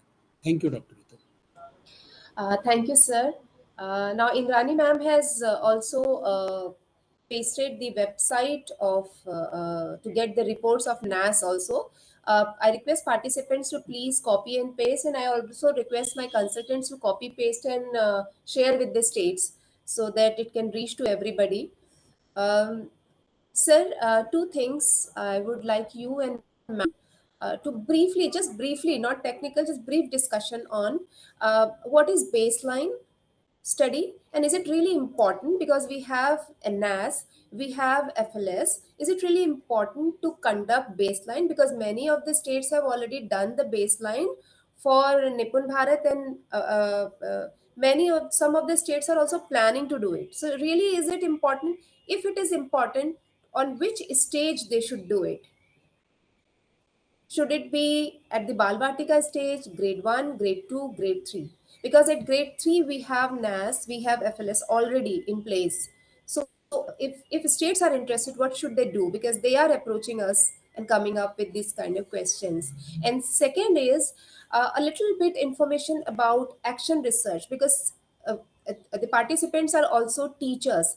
So how this action research can be done? So the quick issue, if there is any in the school, how they can resolve it quickly using this action research, and how they can be trained in action research. Because I think NCRT is conducting one a training program in conducts an online training program in action research. So a brief information about these two things would help the participants. Dr. Indrani, would you will give something on the baseline? You can start and I'll continue. Please. In fact, I would request Dr. Indrani to come in and supplement, but I feel that for baseline, uh, in fact, states have to take a call on that because this is a matter in which they have to take a decision, and Laksha is there under the NIPUN, and many states are they are with their state level achievement survey also, and for their NIPUN Bharat also they want to conduct some assessment, standardized assessment.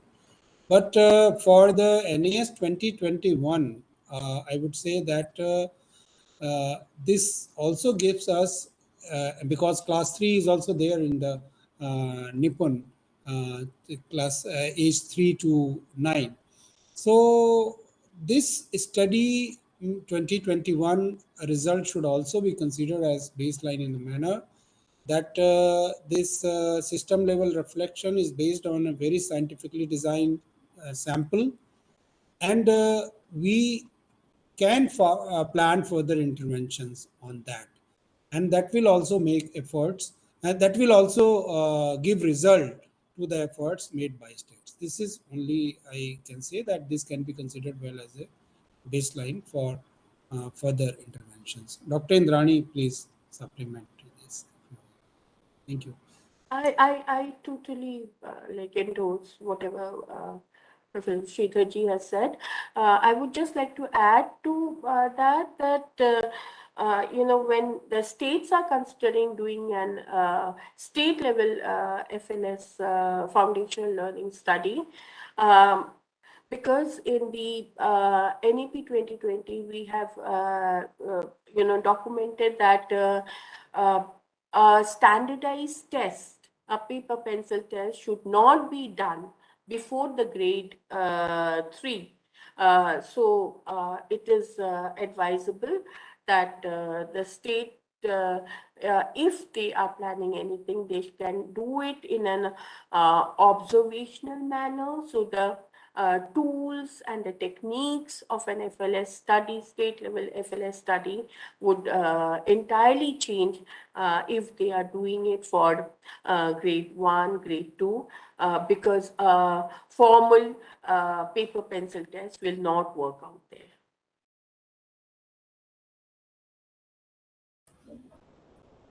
Yes, ma'am. Thank you. Ma'am, anything about action research? Uh, in the sense that you are very right that NCRT has a course on action research, and which is accessible, and it is a free course, that it is not chargeable, that all anybody can you know, apply for it. Also, NCRT has taken up a dipstick study with the states, and these dipstick studies which NCRT has taken up along with the states, these are also action research, because naturally we tell the teachers to take up a relevant you know, cause for the research that is there in their backyard. And as a teacher, my you know, courtyard is the school.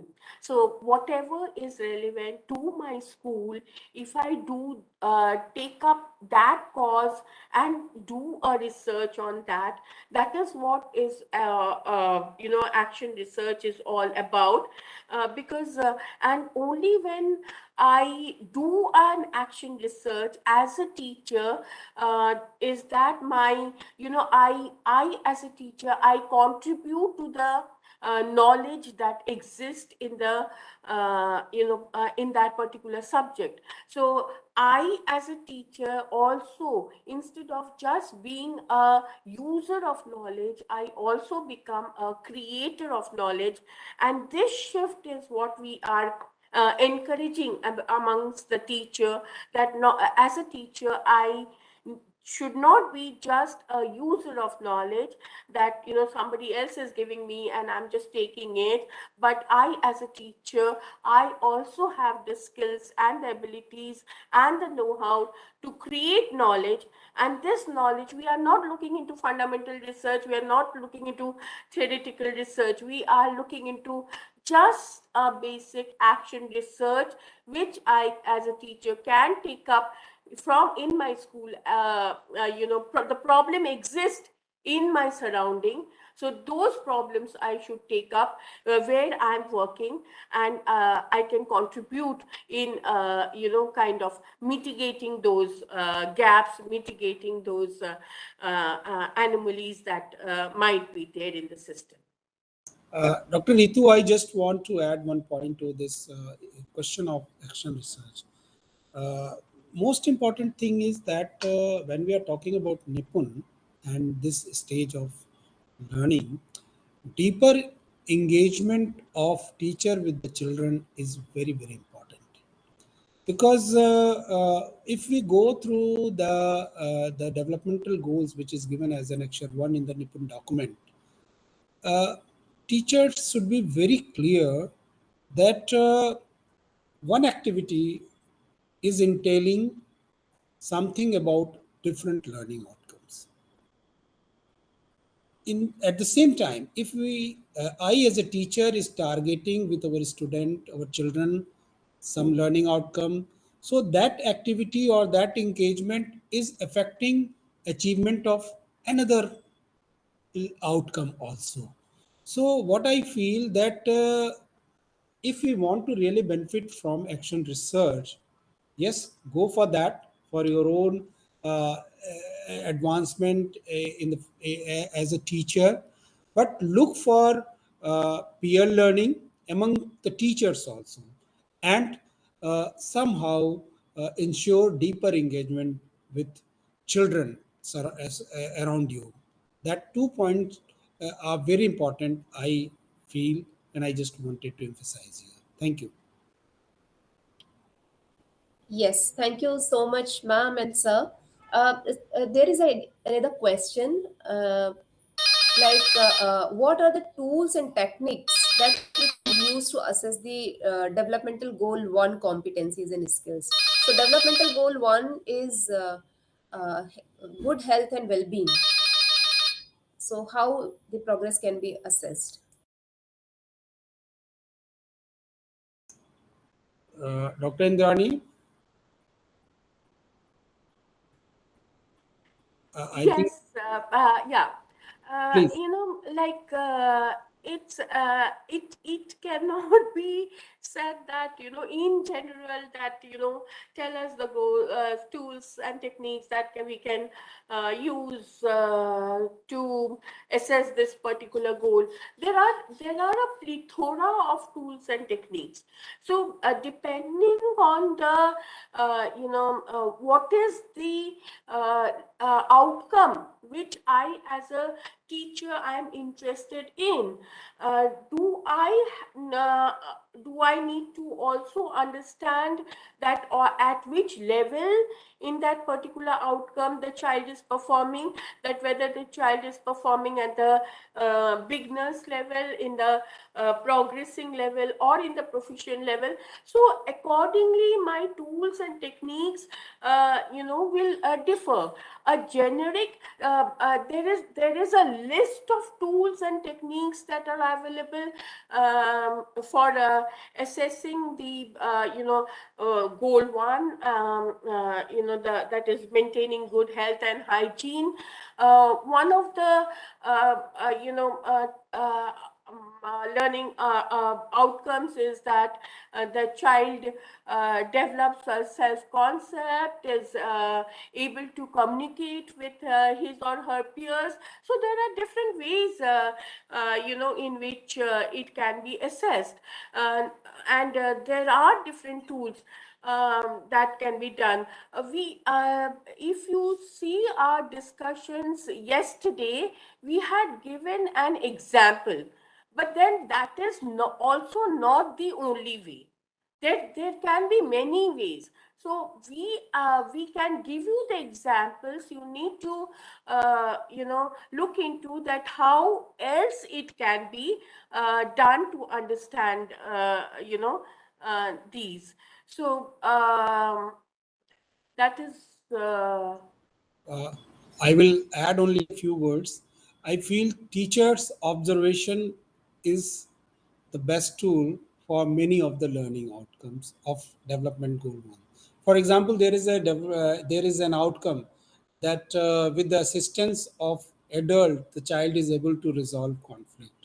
Okay, then as the age progress, that independently resolving the conflict, so teacher can just observe that whether there is a progression in the child or not as regard to resolving conflict. So I don't feel that any very standardized tool can be there to assess this. So teacher's observation is very important. Thank you. Yes, ma'am and sir, there are different ways. Today, everybody knows that National Curriculum Framework uh, for foundational stage was launched. We have shared the link. Please watch it and read the document we have shared with all of you. Uh, we have shared the link with all of you, so you have to download the document. Just read it. A very interesting assessment process is given there for the whole foundational stage is of two types. One, sir has already elaborated upon observation. So observation of the activities, observation of the attitude of the children, and observation of the how the child is behaving with other children. All these assessments should be done through observation. This is what is suggested in the National Curriculum Framework for foundational stage. Second is analyzing the artifacts. That means बच्चे ने अगर कोई art work बनाया है, कुछ craft किया हुआ है, if you analyze those, you can see the progress of children from beginning till end. इसी के लिए we always suggest that every teacher should maintain a portfolio of the children. So what is portfolio? Portfolio is not only the basic information of the child, but also is a set of or collection of certain activities in the form of artwork arranged in a file, which through which teacher understands that yes, my child or my student is progressing, my student is learning. Maybe a writing sample can also be collected, and then teacher can decide upon the strategies through which improvement can be done. So assessment has to be done in two ways, depending on which competency you would like to observe or analyze. I hope I could answer the question. Sir, there is an exclusive question for you. How many times take in peer learning period? How many times? I mean, peer learning periods कितने बार होने चाहिए? I think this is the question.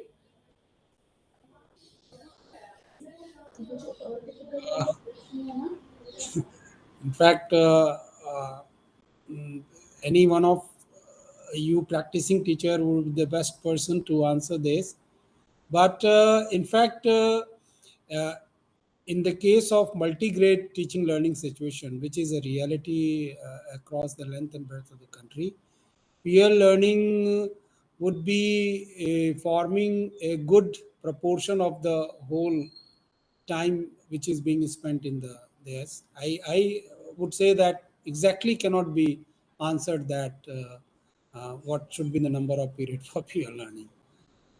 So Yes, sir, I would like to come in because yeah, peer learning is of two types. I think peer learning is that you set you decide that certain period, certain time, or maybe week in a once in a week, or maybe once in a day, one for half an hour a day. I mean, there is certain time which is decided that all children will learn together from each other. There is another kind of peer learning, maybe not in the form of peer learning. This is to promote interaction and giving opportunity to the children so that they can interact among themselves. So this kind of peer learning, if you are asking, this should be the integral part of everyday activity. So there should be independent activities, and there should be the activities which children can do in group to promote interaction, to learn from each other. So this is another way. So one sir has covered, one I have covered. So you have to see the context in which you would like to use these two. But of course, there should be interaction among children, interaction of children with the material, interaction of children with the adult, and interaction of children with the nature and with the environment is very important. So make sure every day these four kinds of interactions are happening, and all these kind of instructions interaction should be two way, not one way. So another question, ma'am, आपसे है Indrani ma'am. do these benchmarks apply to atypical developing students?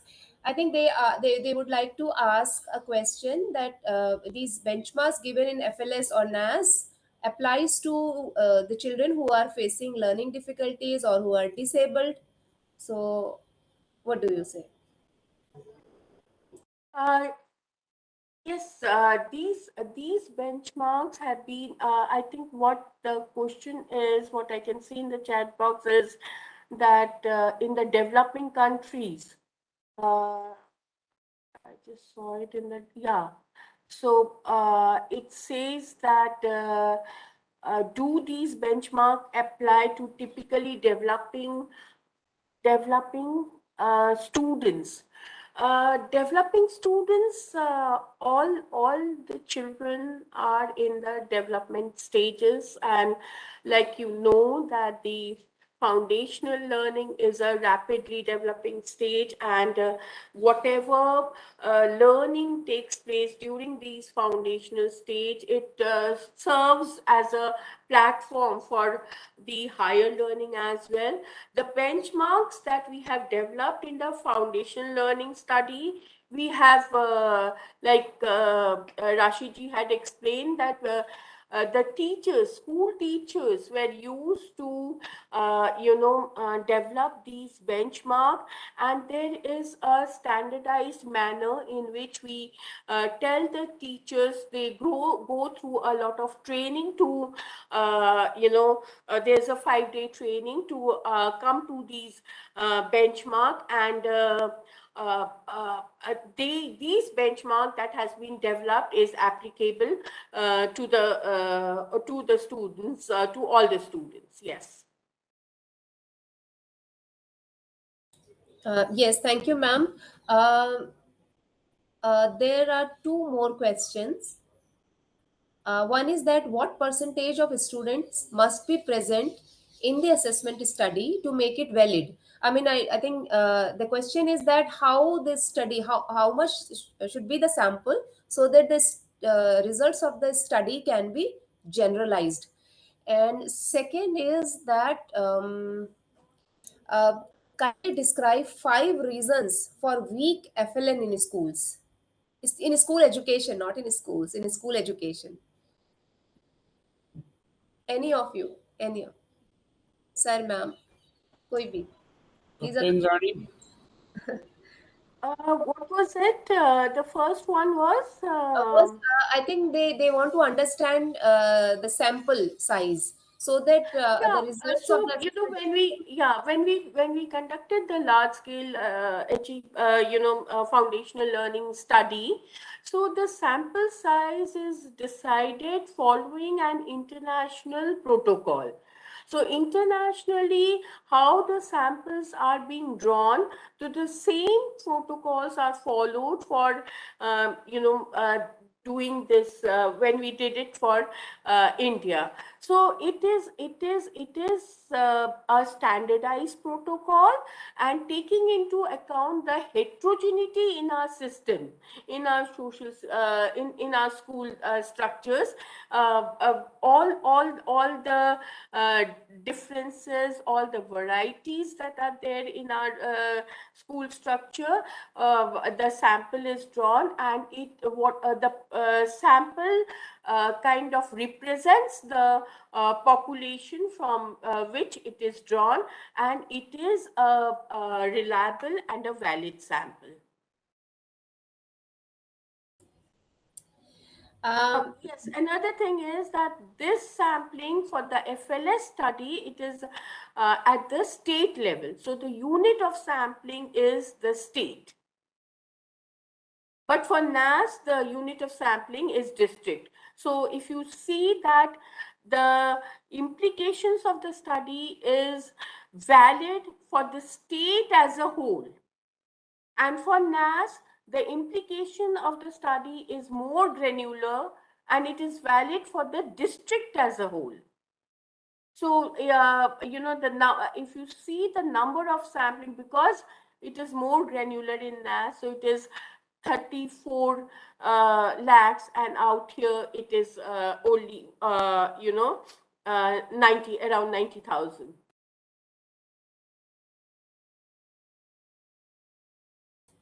Okay. So, ma'am, another question is that give 5 reasons for weak FLN school education. One answer we have received from Khan Sajid ji, and he is mentioning that rationalization of teaching staff in primary schools is one of the reasons for weak FLN. So the my question is, are you agreeing to this response? And also my question is the same, that the 5 reasons or one or two major reasons why it is happening, because I think they would like to understand so that they can rectify it as early as possible. Any difficult Shitaji, would question. you like to take this? You, Difficult question. you see, you I see, think It's they actually, themselves can answer. Ritu, these are Ma'am, so I think they themselves can technical answer this that question. giving a generic reply to a technical question becomes very difficult. Ma'am, I think what Shitaji would like to take this. Yes. But look at the response. Cancer, please, please prove. So I think they can respond it better. They themselves understand this. They yes, want yes, us to respond. I And there's yes. a I variety think of reasons. yes, In fact, I think Nitu, you said this. Whenever we conduct this FLS study, and also whenever we have conducted the NAS, we when we go for the interventions, that why this is so. So we always say that this is what we have evidenced for you. जो नैस है, जो एफएलएस study है, वो बताता है कि आपका ये स्टेट में, आपका डिस्ट्रिक्ट में ये लर्निंग लेवल्स है, पर ये क्यों है, किस कारण ये है. तो ये जो है, this can be, and this is a very specific reason for one state. It may be a tribal dominated state, it may be a coastal state, it may be a hilly state, it may be socio-economically low. So it differs from one state to another, and more so it differs from one district to another. So why it is so, there can be so many reasons, and I think the best people to understand are the people who are actually working there at the grassroots level. So what we do is we evidence the situation, but the explanation of the situation needs to come through them, and that is what we do. We help them to arrive at this at the reasons, but they need to tell, because again, education is in the concurrent list. Ma'am, why I had asked this, I had requested both of you to please give some orientation on action research. So, uh, action research, yes, sir, you wanted. yeah, you see, here and I just want to say means, in very simple words, asking 5 reason from us is like putting a question about neurosurgery to an orthopedician. I tell you why. She has very rightly mentioned, for example, if a thermometer measures the fever, thermometer is not going to answer why the fever is. In the system, they are the teacher, they are the stakeholder, and now I tell that if we as a body, National Council of Education Research and Training, academic body, we have given a very scientifically designed and maintaining all the international quality and assurances, these evidences. We really want and we request you all, with these evidences, you go to your area, and we have made it very clear that this is system level reflection. Please be very clear, this is not a reflection on individual child, individual school, individual teacher. So kindly go and look for the reasons yourself, and you will find that why we are having these kind of problems. Okay, thank you. Yes, sir. Thank you so much for explaining everything with an example. So, participants, the ball is in your court. You understand the problems better and try to understand the status of your particular district and your role within. And in the second phase of this program, we would like like you to know and understand what are your roles and responsibilities. So the focus of the second phase is this only: how we can handhold with each other, how we can ensure that we are uh, doing something and performing a role, and ensuring that things are reaching to each and every child. I think there is no more questions left. One more questions. Which one? अभी last में आया है कि Can you reach out to us? अच्छा. नहीं नहीं sir please बड़ा सा जो है ना वो they are asking to compare the policy at higher education. Uh, you read it, please.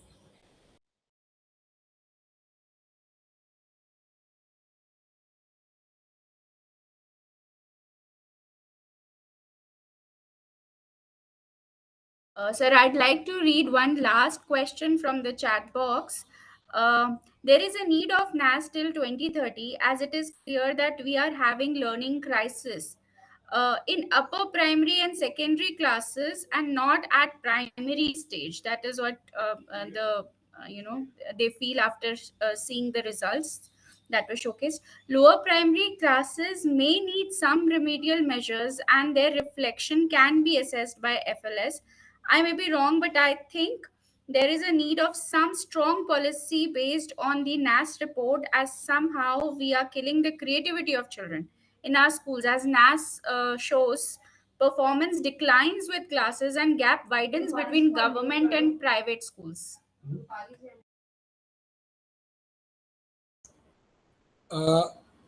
Ritu, I have to respond to this. You see, in fact, the question or the reflection which has come is partly true.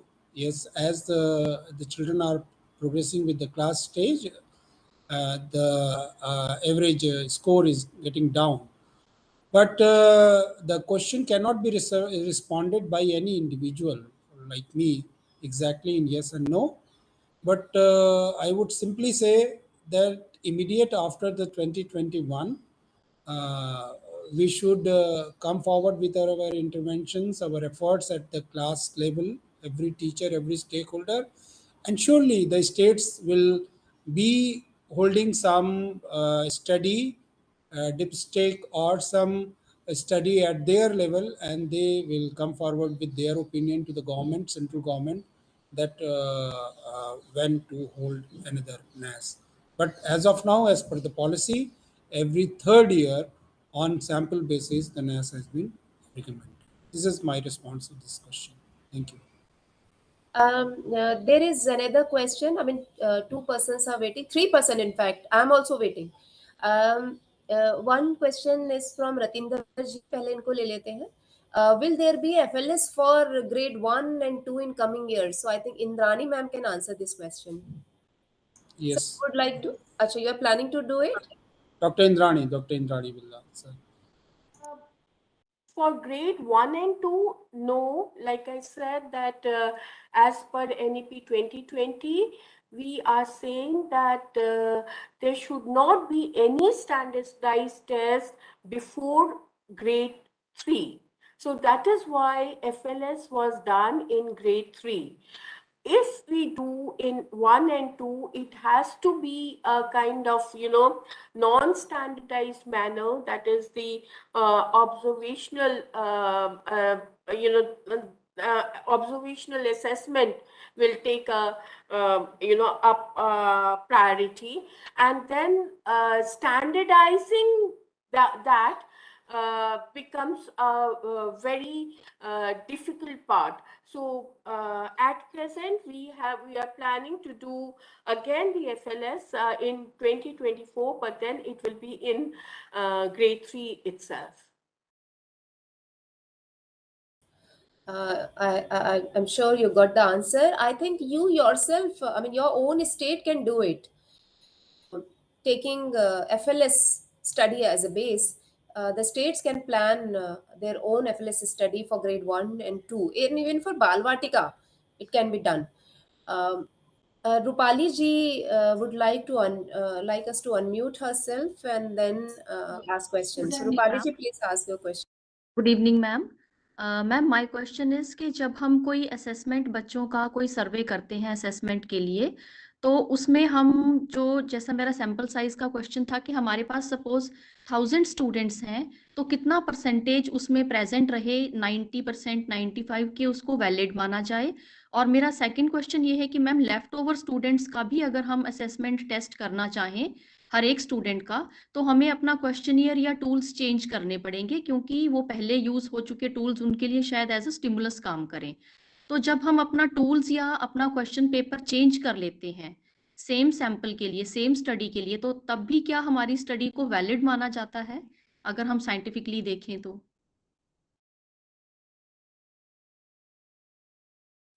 Yes, sir, ma'am. Dr. Indrani, you would like to respond?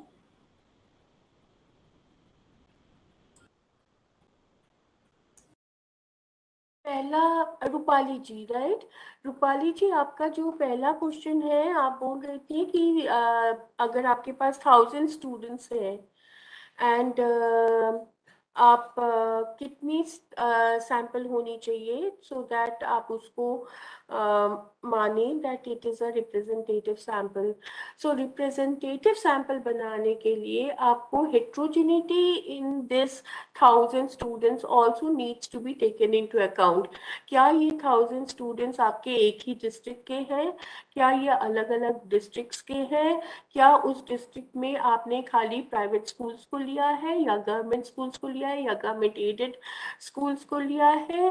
क्या इसमें आपके different districts में अगर है ये 1000 students या एक ही districts में है, सो उस डिस्ट्रिक्ट में आपका जेंडर का प्रोपोर्शन क्या है, रूरल अर्बन का?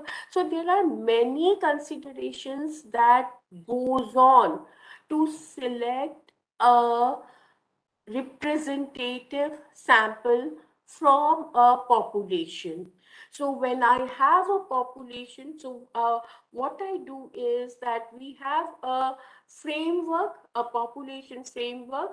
हमारा जो FLS स्टडी था, उसका हमारा जो पॉपुलेशन था वो हमने यूडाइस का लिया था।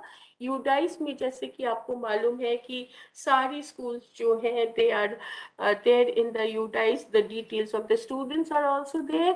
So वहाँ से फिर सैंपल कल आउट किया गया था to make it a representative sample.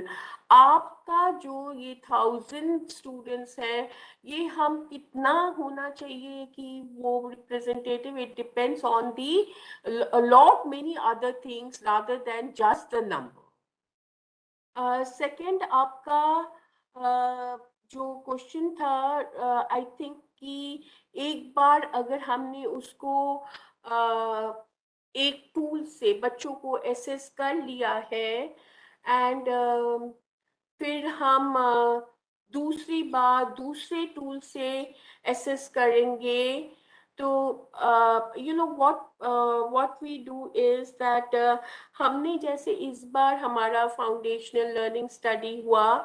Now if this year का foundational learning study 2022 is to be considered as a baseline study, and then I again do a foundational learning study in 2024, तो मुझे इन दोनों में कुछ linking चाहिए।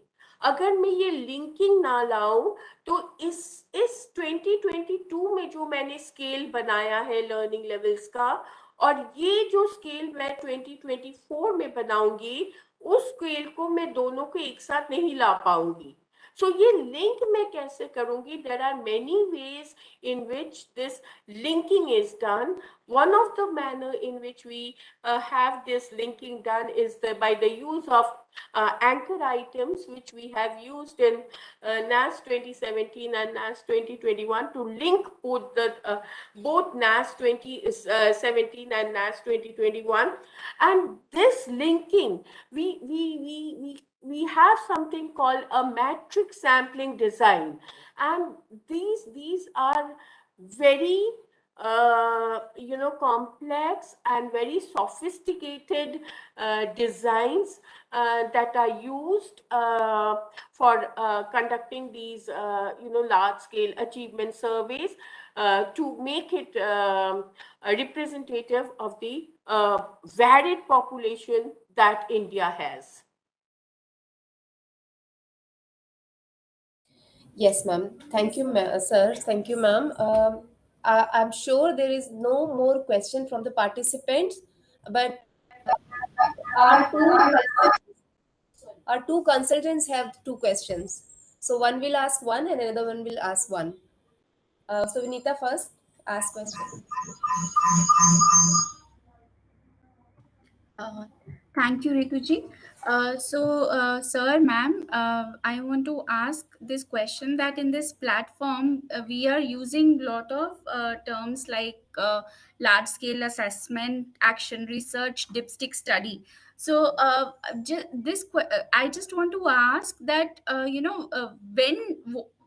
whenever we conduct these assessments, when does it become a study, like a dipstick study, and when does it become a large scale standardized assessment? If you could just draw that comparison and help us understand, it will be great.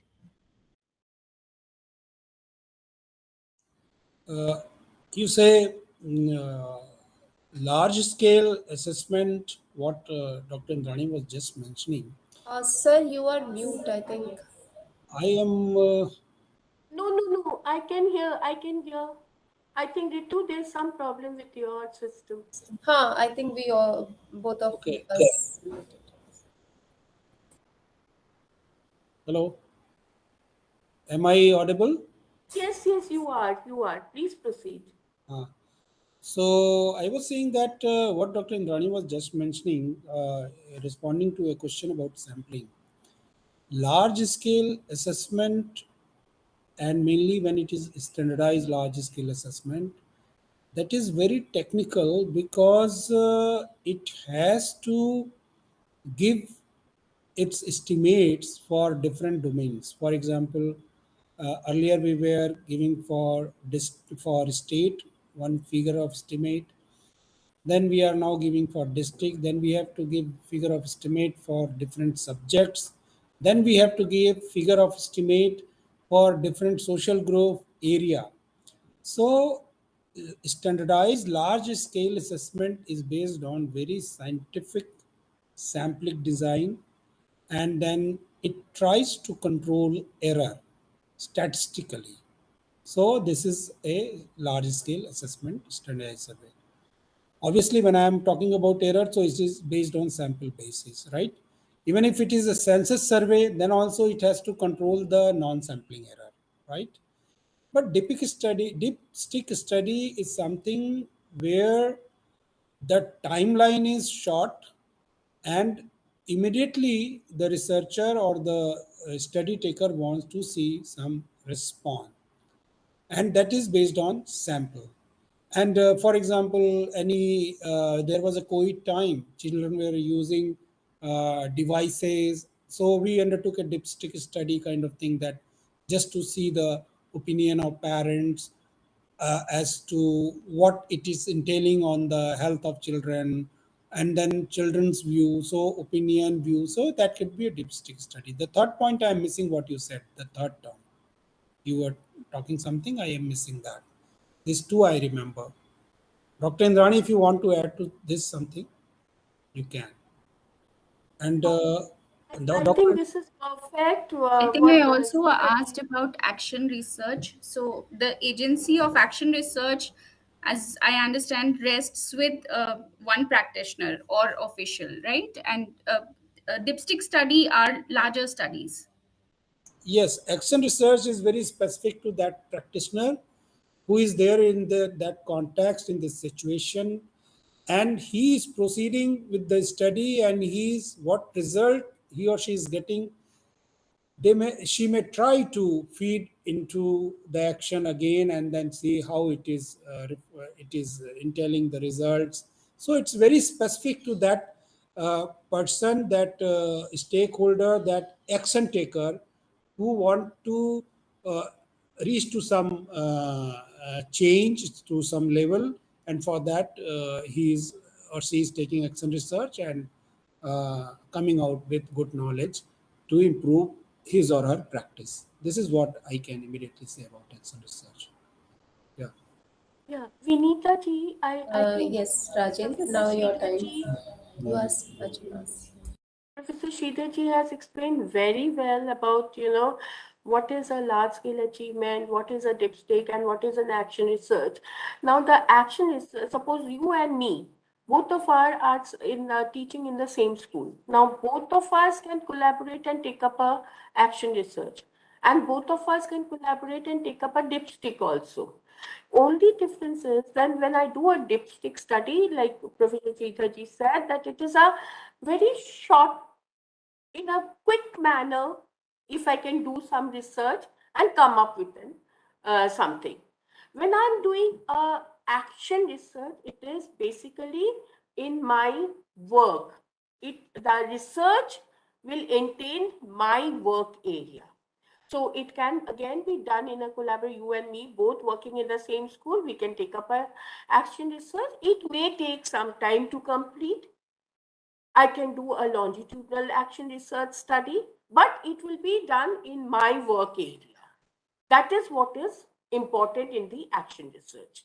And of course, large scale assessment, we have already explained. Now, when I do a large scale achievement survey like a NAS or an FLS, both I said is a large scale achievement survey, and these are system level reflection. Now, we have given you how the system is performing. But in the district, if you as a teacher, you want to find out that in the district, the performance is here. But I want to find out in more detail about my school. So you as a teacher can take up a dipstick study. You as a teacher can take up an action research for your entire, for your. Dr. Ritu, if no further question, I would like to take leave. Yes, sir. Yes, Even sir. me too. Even me too. Yes, sir. So I think there's another question, but we will ask it later. You all are, we know that whenever we reach out to you, you are very much there. So People with are this, waiting for me. We have to start some discussion. People are yeah, waiting. I'm just winding it up. So thank you, ma'am, and thank you, sir. Thank you very much. This was the most satisfying session ever. अब इतने दिनों में.